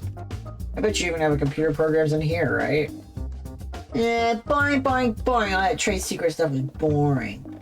So I made it less boring. Follow me! Curious, I follow her into the central section of the warehouse. To a cage of high-powered laser beams cutting through the air through multiple sealed containers reading chonkers. Holy shit. Sorry, I didn't mean to swear in front of what? A business executive. Anyway, behold, the most secure part of the entire facility. It's a cage made from lasers. Pew. You couldn't actually see the beams, so I turned on a smoke machine and made it visible. It's no fun if you can't see the beams. So I take it if you interrupt a beam, it sets off an alarm. Yep. Also, you get lights in a little itty bitty. But there's definitely an alarm too. Yay. But you said you had a trade secret in there. Looks to me like an ordinary box of big chonkers. I like big chonkers too, but isn't this a bit excessive for candy? Oh, I like big chonkers too, but isn't this a bit excessive for candy? I had our most sensitive information printed on candy wrappers. Why? Because chocolate's more fun than boring old paper files. And because nobody's gonna steal either my candy or my company's proprietary information. Not only do I need to break into a highly secured facility and the most secure room within a secure facility, I also need to deal with a haphazard array of deadly lasers between me and my targets. And if the laser grid doesn't work, I also have hidden kill saws in the walls, an army of murder robots, and other surprises. All this was my idea. I know, and anybody who doesn't make ideas a reality gets fired. Wow. Okay, we're not brute forcing our way through this absolute maze of death. We need a better play than that. Okay, board now, let's go. Wait. Don't you want to tell me more about your amazing security system? You can ask one question. How is all this powered? Lasers, robots, kill saws, maybe we can cut off the source. There's an angle of attack. Can we come up from above? Just to be able to monitor and control it, is it routed through the security center? She doesn't care about the security center. How is it powered? I can't begin to imagine how much electricity you need to power all of that. How does it all work? Off-site nuclear reactor, previously unknown molecular compound, any black hole? Nah, I just plugged it into the wall over there. And she points to a signal power strip, so overflowing with extension cords that I can barely see a dinky red light on the switch. You know, I shouldn't be surprised by this, and yet I am. Can we go now? Yeah, I think I'm good. Wow. Okay, what's next from the map? Go to the suite. No? Okay. I love you. Thank you, Bubble Boy.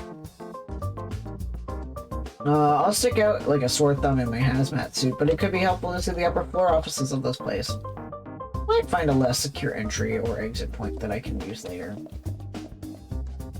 I'm really curious. Your dad works in the offices upstairs, right? Oof. He worked up there, and he died. Right, sorry. Well, how about we visit? I'm gonna be filling a lot of paperwork after I move. Filing a lot of paperwork after I move stuff around. You should get familiar with it. Boring up there, super boring. I don't wanna. Why would anyone wanna? Okay, negative reaction, but not angry. Let's just sort of meh. I can work with meh. Let's sway her to our point of view. Say they don't want her going there. Use some bland, exciting corporate speak. It's a good opportunity to boss people around. Probably that one. What? You don't want to boss them around a little just for fun? You're a hashtag little girl boss, aren't you? It's time they realize that you're the real deal. A leader, a champion of industry.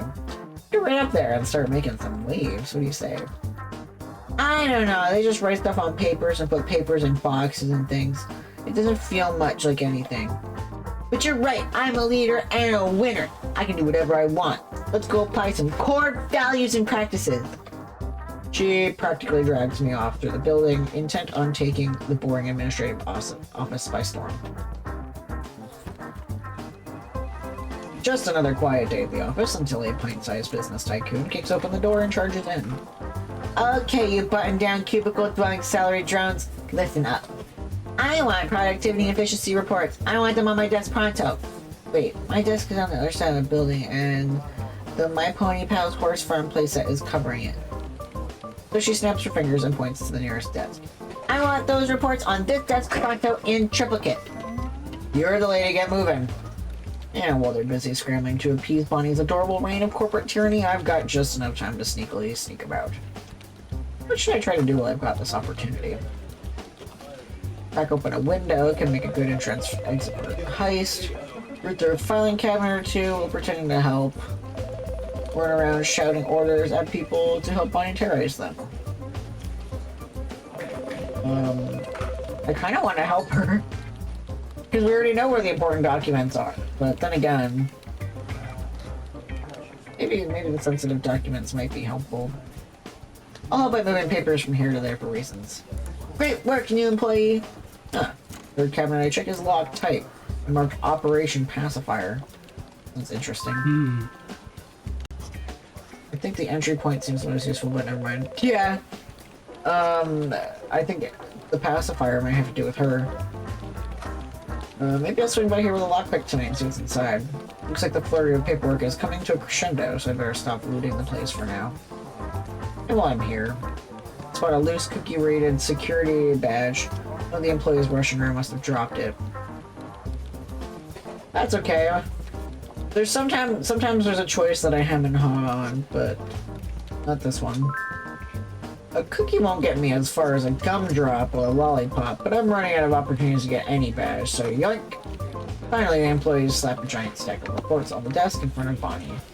Kind of amazing how fast they did that. Yeah, bored now, let's go. You don't even want to look at them. Instead, she dumps the entire stack into a nearby industrial-grade paper shredder. Paperwork is boring. We've got more fun stuff to do today. Yes, ma'am. I'd feel bad for the employees, but I'm reasonably sure there was actually nothing in that report but random junk paper. I doubt this is the first time that Bonnie has come up here to throw her weight around a little, and by this point, they know how to deal with it. We're running out of time. The end of the workday is rapidly approaching, and I still don't have my badge. I barely have any useful information thanks to Bonnie's helpful tour.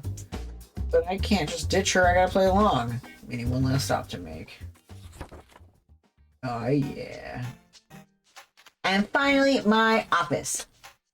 Posh furnishing, elegant style, expensive decorations, great view from the window, and tons of toys scattered all over the floor. Coloring books on the shelves, candy wrappers, empty soda cans aplenty. Corporate stuff gets really tiring. I like to come here and take naps and relax. It's my private office. I mean, my new parents have offices too, but they're not usually here. They prefer other campuses and offices and unfortunately a family. Gee, I can't imagine why. Sometimes the CFO works here, but that's just because he likes working with Miss Susan from the filing department. I think they like exercise. I hear a lot of grunting and groaning from his office. You don't say. But Miss Susan says he's a two-pump chump, whatever that means. We don't exercise for very long before he leaves. Bonnie, please do me a favor and never try to interrupt them when they're exercising. Nah, I don't need exercise. I run around and play all day. Not for a caloric deficit. So sit, let's play. Workday's almost over and I really need to get my badge, ma'am. Sit, play. With a sigh, I sit and pick up one of the many dolls strewn about the place. Let's play superhero. I'm the superhero. She carefully arranges 2 dolls and a pink plastic airplane, demonstrating how she wants me to swoosh through the sky before handing it over. Pilot to ground control on Vector Charlie 9 Alpha, no turbulence over. And I'm gonna be Paladin. He flies, and he's strong, and nobody messes with him. Bunny picks up the doll with a makeshift cape, making it swoosh along with my plane. This has not been a productive casing section. In a sort of ways, I've learned a bit, but if I wasn't stapled to Bonnie's side, this would have been a lot easier. The main problem is the damn badge. I stole a loose cookie badge, but that's not going to get me into the storage warehouse easily. You need to steal Bonnie's high clearance badge, swap cookie for lollipop. Bonnie will hit you, but you can make an excuse to ditch her, or the cookie's going to have to be enough. I want to try to swap it. We could bribe her with ice cream again. Aw, What? I feel bad for doing this to a little girl. Oh well. The little girl's basically kind of just ruined already. Sadly. I can do the swap without being noticed. I'm a skilled pickpocket. If she notices her badge doesn't open all the doors. Yeah, she could probably get a replacement. There you go. Probably worth the risk. I can't turn down an opportunity to get a go anywhere, do anything badge. It's just too damn useful. Oh well. Whoosh, whoosh. I'm an airplane flying around.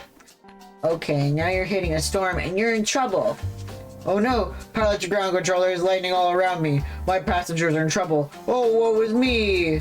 If only there was a strong, capable, brave hero who could save the day.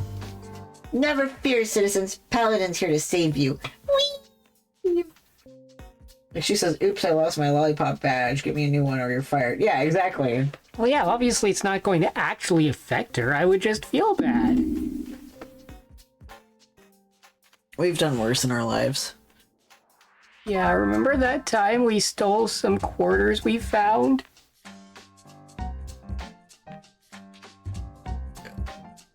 I really don't care about that. We stole quarters.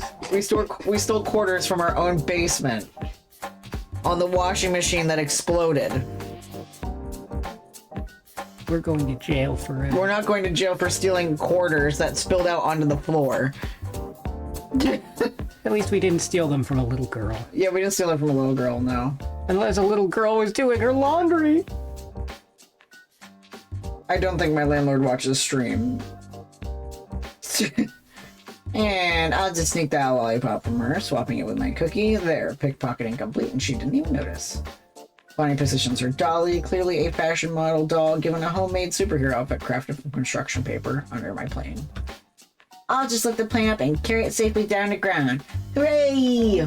Thank you, Paladin. We're okay. You did it. And then my parents don't have to die in a plane crash. That's not how it happened, is it? Mom and Dad's plane went down. No hero saved them. It happened too fast. And now I own their company, so I shouldn't be sad, right? I'm rich, I'm powerful, I have everything I could ever want. Except Mom and Dad. I'm sorry, Bonnie. Go away. I'm gonna cry for a bit, and corporate executives shouldn't cry in front of employees. It shows weakness and lowers fiscal quarter results. I don't have to go. If you need someone to... It's quitting time. Work-life balance. Go home. You're done putting up with me. She shuffles in place until she is sitting facing away from me in silence. I really do need to leave. Gotta brief the boss. Gotta start planning the job. If I'm late to leave it, it may raise suspicion. But after I steal those secret wrapped chocolates tonight, I'm gonna find a way to sneak one to her. It won't make up for anything, I know that, but maybe it'll help her smile for a moment. Yeah. After skipping home to grab my gear, a rideshare brings me across town to Isaac's rundown lab.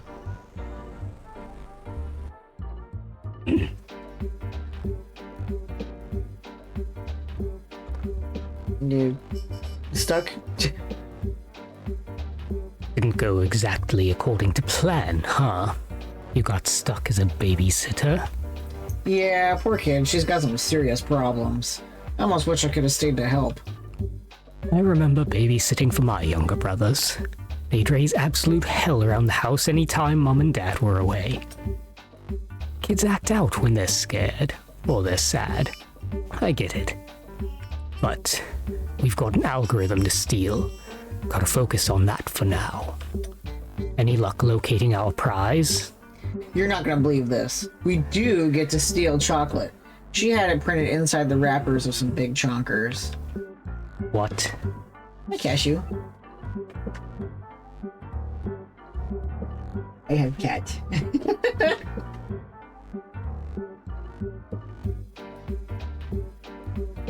You get your science, I get my snacks. It's a win-win. Let's run down the plan.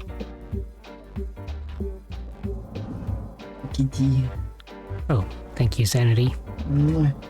I have played far too much of a particular video game that had a voice very similar to that. The layout of the building is a little weird, but it's nothing I can't handle. Our goal is the central storage facility. That means there's 4 different paths I can take to get there. I couldn't study their defenses in detail. Bonnie kept me away from the security center. That means the safest and riskiest path from the lobby to the security center, then proceed to the storage. I'm confused. How is that both safe and risky? Lobby's the obvious entrance to the building, and security center is, well, secure. Both are high risk. But it's the safest because I can pull it off. I'm in control of the building's locks and alarms. We take over the system. Or you get jumped by a dozen guards because you have no idea what's actually in the security center. Risk and reward, boss. That's the nature of the beast. But I've got other options. I'll bop your head on the desk. A similar route takes me from the lobby to the research lab and beyond. The lab's full of hazardous materials, but it's also a maze of solid cover, obstacles, and other means of hiding myself. It's still risky, but at least I know I can talk you through the environment and help you avoid hazards. You've got the power of science in your corner on this job, so I'd say that's a good candidate. Thanks, Isaac. Now, if I want to bypass the lobby entirely, I go in through Bonnie's personal office. I can grapple up and break through a window. It'll be way past her bedtime, so the C-suite should be empty, less chance of guards, too. One path takes me from Bonnie's office to the research lab and then to storage. Safer entry, and I can help with the lab portion of the assignment. Well, safer in the sense that you have to climb a building instead of walk past some guards. Still physically dangerous. Finally, if I want to bypass science and security entirely, I can take the long way around. Grapple up to Bonnie's office, go through the management offices and into storage. That'll be the quietest part of the building and the safest possible route. Definitely interesting color scheme they chose for each of the different arrows. Yeah. Kinda dull, but you know I like dull. I mean, why bother presenting the other options? And this one sounds perfect. Hang on, not that simple. I can't gain any heist advantages this way. I can't disable alarms or subvert security, and the badge I have is all I get. If I do get caught on this route, I'm boned. It's not exactly an easy entrance or exit, and there's very little flexibility. So that's what's on the table. 4 roots each with strengths and weaknesses. As for which one I'm going to take...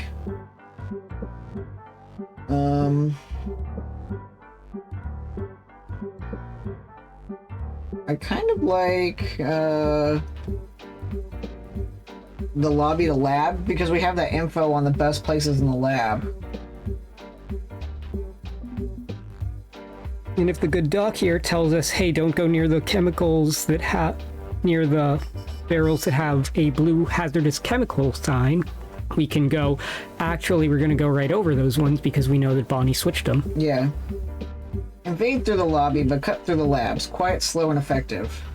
Labs are my jam. I say go for it. Okay, I trust your judgment on this one. And once you get back, I'll start folding some genes and push my cancer research forward. After a good night's sleep, you mean? Right, after some sleep. Meanwhile, I'll keep the line open if you need anything.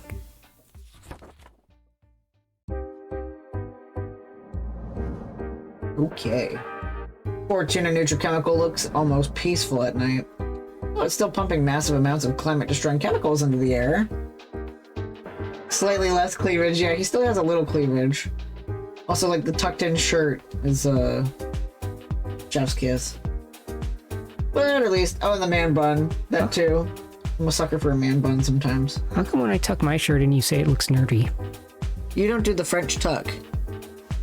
Well, no, I'm from America. I don't know anything about French. We gotta watch some Queer Eye. At least most of the lights are off. Only a few cars in parking lots. I shouldn't run into too many late workers. Oh, I should explain something before we start heisting. See that crimer rating up in the corner? Yeah, I know how that is. Yeah, the cat's playing in the trash. Honestly, don't worry about it. Any caper, demand correction, yeah. Okay. If you find chocolate, tell me. Gibson peeks out of my backpack as I size up the task ahead of us. The French flag! That's funny. Are you sure we're up to this, One Penny? I would have liked to get my paws on the security systems before we meet our attempt. Versailles, the highlight of classical French culture, had chamber pots in the halls that people would just go in. The whole place stank of urine and feces. Yeah, I know, that's your favorite fact about France. Come on, Gib, we've done more with less in the past. I have a high clearance badge. We're gonna breeze right through this thing. Just you wait. You trust my skills and I trust yours. We've got everything we need. Okay, whiskers crossed then. Storming the castle through the front gate is ballsy, but it's the right play. Not that I'll literally kick the door open. No, this is some classic old school sneaking stealth action.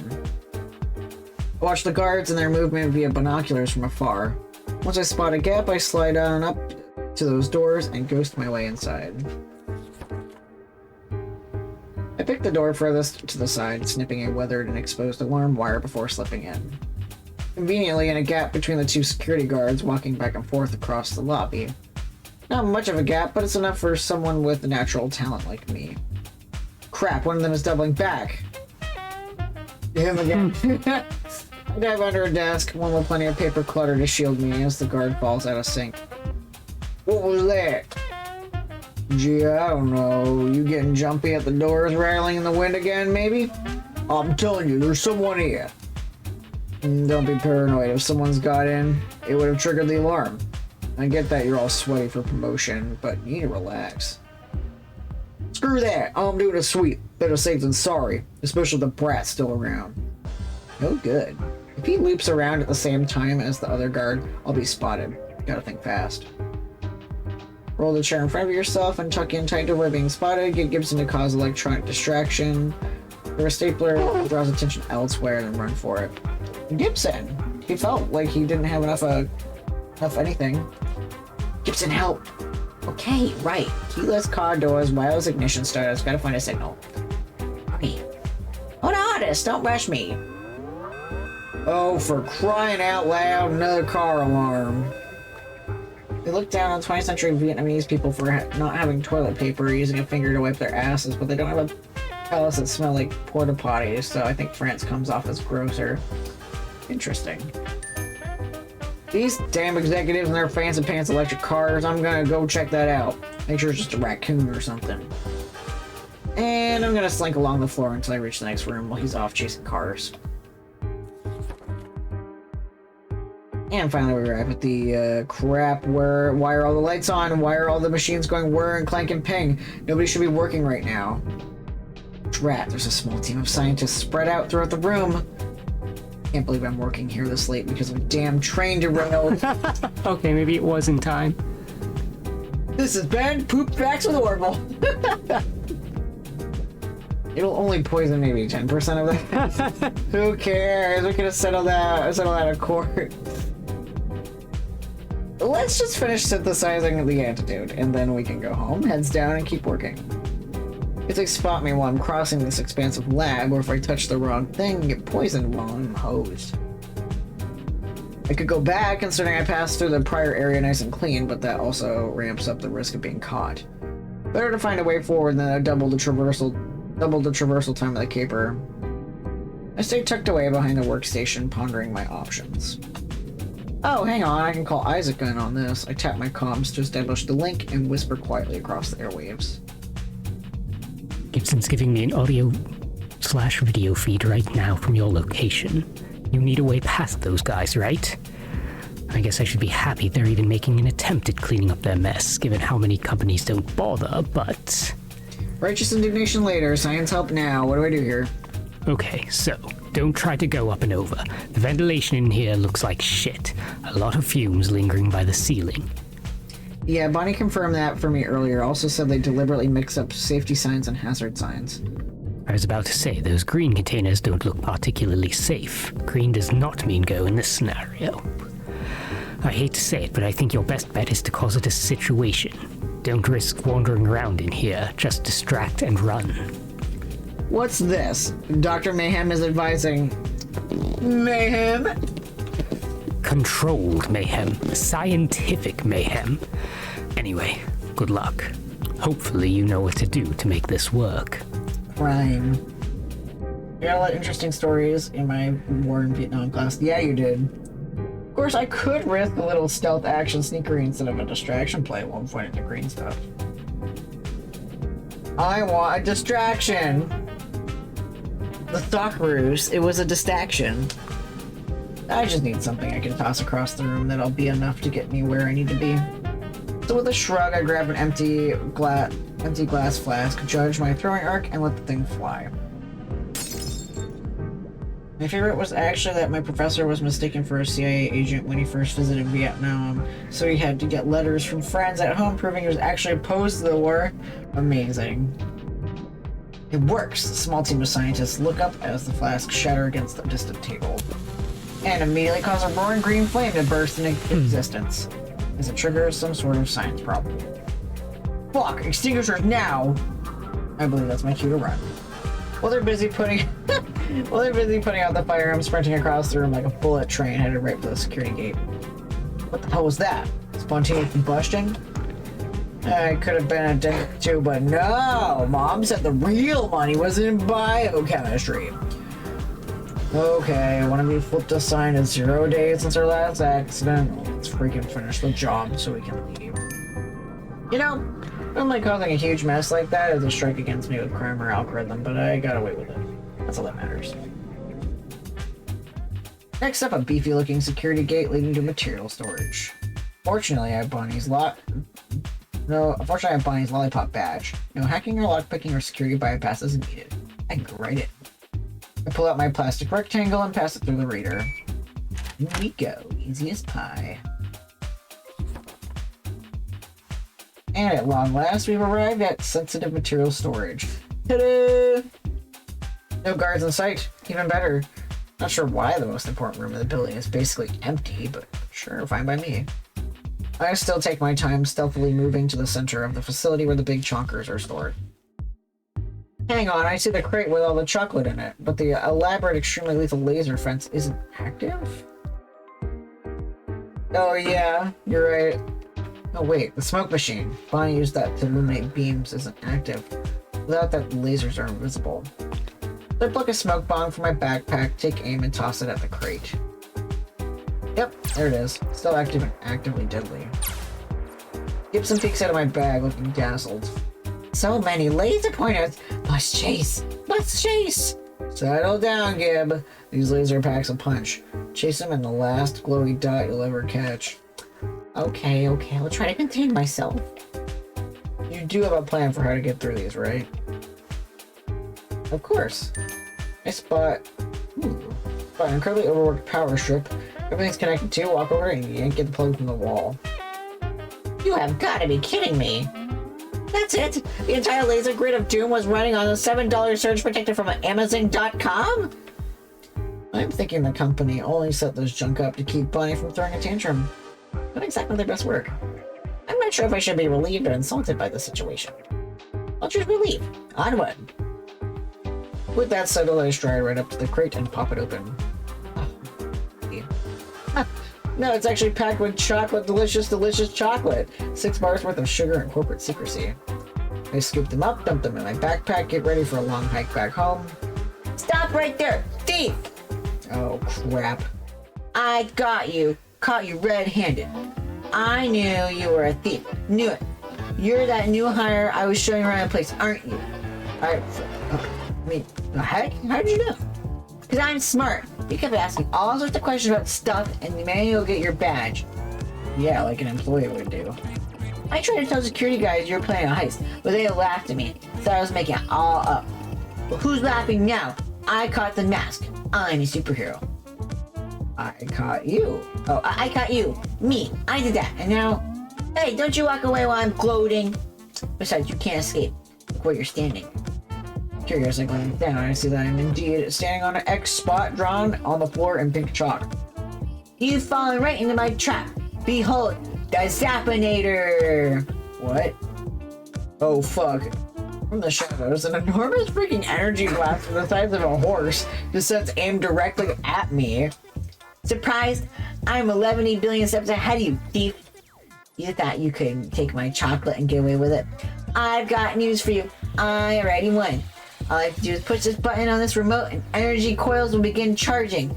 Once completed, they will discharge, turning you into, I don't know what to turn you into, but I bet you won't like it one bit.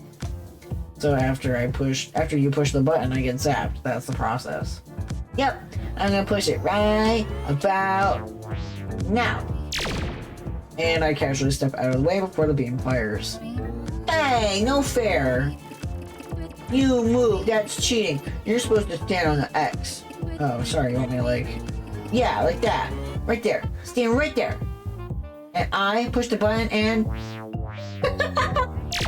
Oh, come on, you're not doing it right. Useless Zappinator. Useless. But that doesn't matter. I've still got kill size and robots and attack drones. And she mashes buttons on a remote control, which promptly does nothing whatsoever. What? Where are my kill size and my robots and attack drones? I think I get it. After making them install a Zappinator, you asked your security team to even add more stuff. Yeah, useless Zappinator. And they said, sure, Bonnie, we'll get right on that, didn't they? It's junk. It's all junk. It's all useless junk. Okay, so while you're trying to figure out how death traps are supposed to work, I think I'm gonna, go. See you around, kid. No fair. No fair. You're taking my chocolate, you bully. You're a bad, bad person. And I can't stop you, can I? I'm useless too. Just like the Zappinator. Yeah, she bought it from Doobie Shorts. Pause after getting 2 steps towards freedom, turning back to see Bonnie in genuine tears. I don't know. I don't know what I'm supposed to do. It's my company. I'm supposed to run the company. That's what Mom and Dad want me to do, but I can't do anything. I'm too little. You know, you took my chocolate and I can't do anything to stop you. I'm so useless. With a sigh, I walk back over to her. Have a seat, kid. Come on, take a load off and let's talk. Gibson passes me a handkerchief from his padded nest. I offer it over to Bonnie, who spectacularly honks her nose into it and wipes it at her eyes. So I'm gonna need your help with this one. I can't say I had a healthy childhood, so I'm not sure how best to help her through this. What do you suggest? We can throw her security team under the bus. It was their job to protect this place, not her. This is a terrible idea, but you could help her brainstorm up a better trap. What she needs right now is emotional support cat.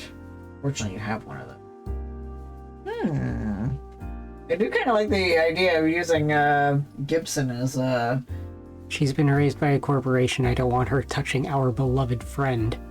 I also like this idea, scheming with her.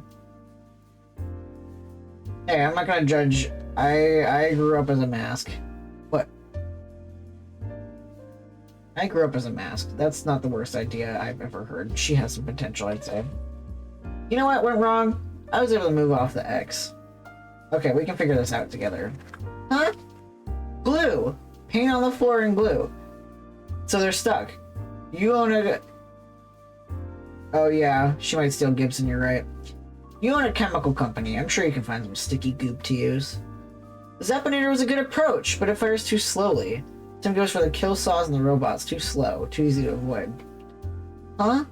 I hadn't thought of that. But honestly, like, murder isn't the way to go here. You're a superhero, right? Yeah, I was gonna be a superhero and stop the baddie. But superheroes don't kill. They safely subdue the mask and let the law handle dishing out punishment. Forget about energy beams and saw blades. What you need was a rope, handcuffs, or heck, just go with that glue I mentioned. But make sure it's glue you can apply a solvent to later. It's just mean to leave someone sticky forever. I'm thinking you don't want to be a meanie, right? Nope, meanies are no good. Okay then. You got some solid ideas to work from. But I'm not really a hero, am I? I'm not some corporate tycoon either. I'm just a kid. I really just want to be a kid. Only playing at being a hero. Playing at owning a company. Damn, she's sad again. One way I can think of to cheer her up now. I withdraw one of the big chonkers, unwrap it, and offer her the chocolate treat. Yeah, I'd be like, mine. For me? For you. It's yours, isn't it? You deserve to enjoy it. Forget about the shareholder value and just, like, enjoy being a kid for a bit. She tentatively takes the bar and then nibbles it. And probably takes a huge bite after. You like it? I like it. I shouldn't eat this. I should be a responsible company owner. But I don't really own the company, do I? Mom and Dad gave it to me in their will, but the company adopted me. The C-suite owns me. They own the company. They do all the everythings. What am I supposed to do? I try to live up to what Mom and Dad wanted from me, but I can't do it. Nobody respects me. They know I'm just a kid. I was just a kid when my parents died, too. You lost your parents, too? Yeah, and they expected me to carry on the family legacy after they were gone. We're kind of in the same boat, Bonnie.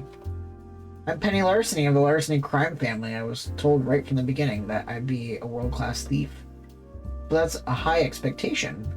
Honestly, too high. I'm not even half the thief my mother was, and I'm trying my hardest. We're both struggling to live up to who they told us to be. But you know what? Bonnie can maintain her family legacy if she wants to. She can work patiently and quietly to take back her future. The company is an abusive shithole, and once she turns 18, she needs to find her own path. For now, it's enough to just be a kid. She can figure out what she wants to do later. Well, I do like putting it in plain writing. That's an abusive shithole. Yeah, but that's her parents you're talking about. Exactly. I like this one the best. That's just... You're a kid, right? Being a kid. That's all you gotta do. You're a kid.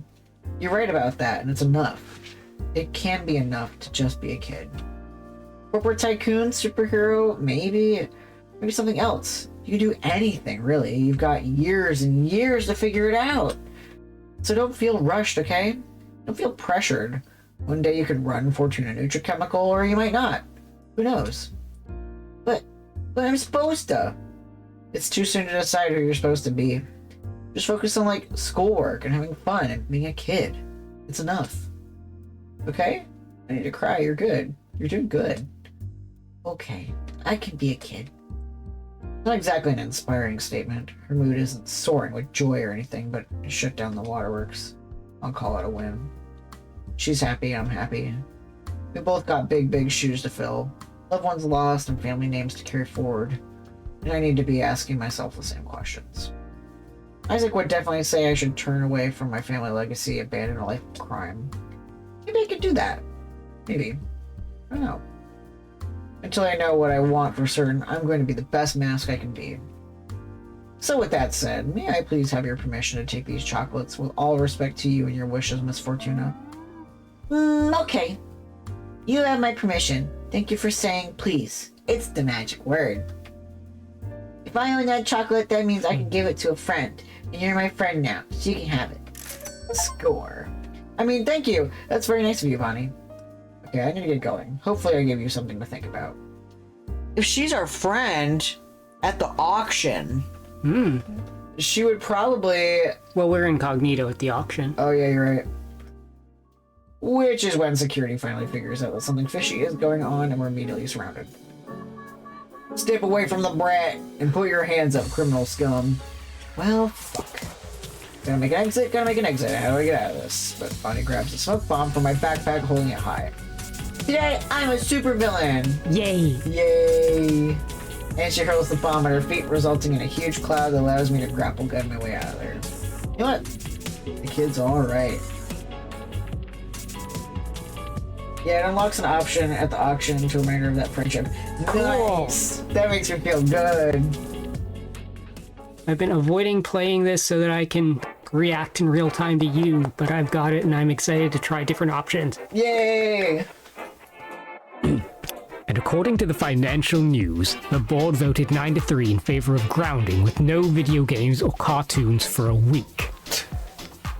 Bonnie was reported to say, worth it. Auction Caper has so many modifiers based on Caper order. Nice! That makes me feel good. I like that kid. She's messed up, but we're all a bit messed up, aren't we? And she gave me these fine chocolates, which I shall now give to you. Look at the candy, I just want the wrappers. You can keep the snacks.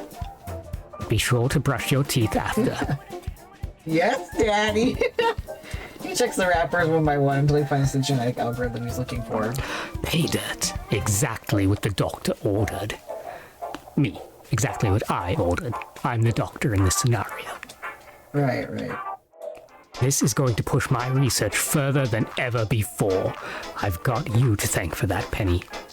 Good work. I think we're off to a good start. It's nice having a mask to work with that understands my ambitions. Soon, this world will realize the error it made in turning its back on me. Meaning world domination and making fools pay for crossing you? Of course not, I meant... Relax, dude. I know what you mean, and I'm good with doing good. Oh, right. I still have to do your crime payout. Hang on a minute. We both take out our phones, confirm the transaction. Total payday minus service fee, minus convenience fee, minus overhead costs, minus finder's fee, service charge, yada yada. What the hell? That's all I earned after my hard work? I worked like nearly 85%. Hey, I did a pretty damn good job on that caper. Why aren't you giving me more than that? It's not up to me. Crimer picks your pocket and mine. The service fees I have to pay to work with you are ridiculous. Barely enough to cover Gibson's medical bills. I know a doctor who can help you, one who won't charge an arm and a leg. I'll make some calls. Look, maybe you can't get stinking rich off Crimer, but keep working with me and I'll see what under-the-table benefits and bonuses I can wrangle. We'll figure something out, okay? So I can expect more contracts from you on Crimer? Sure. Works for me. I'm liking this guy. He's got a good head on his shoulders. I can see us making this a long-term thing. What do you think? You're really into him. I figure you two become an item. Yeah. It's been a long time since I met someone with genuine compassion for humanity. He's rough around the edges, but with a strong heart. That's something I want in my life. I'd love to work with you more, Isaac. I think you're a good person, and that's rare. And they were roommates. Oh my god, they were roommates. And I hope you can see me as a good person in time, too.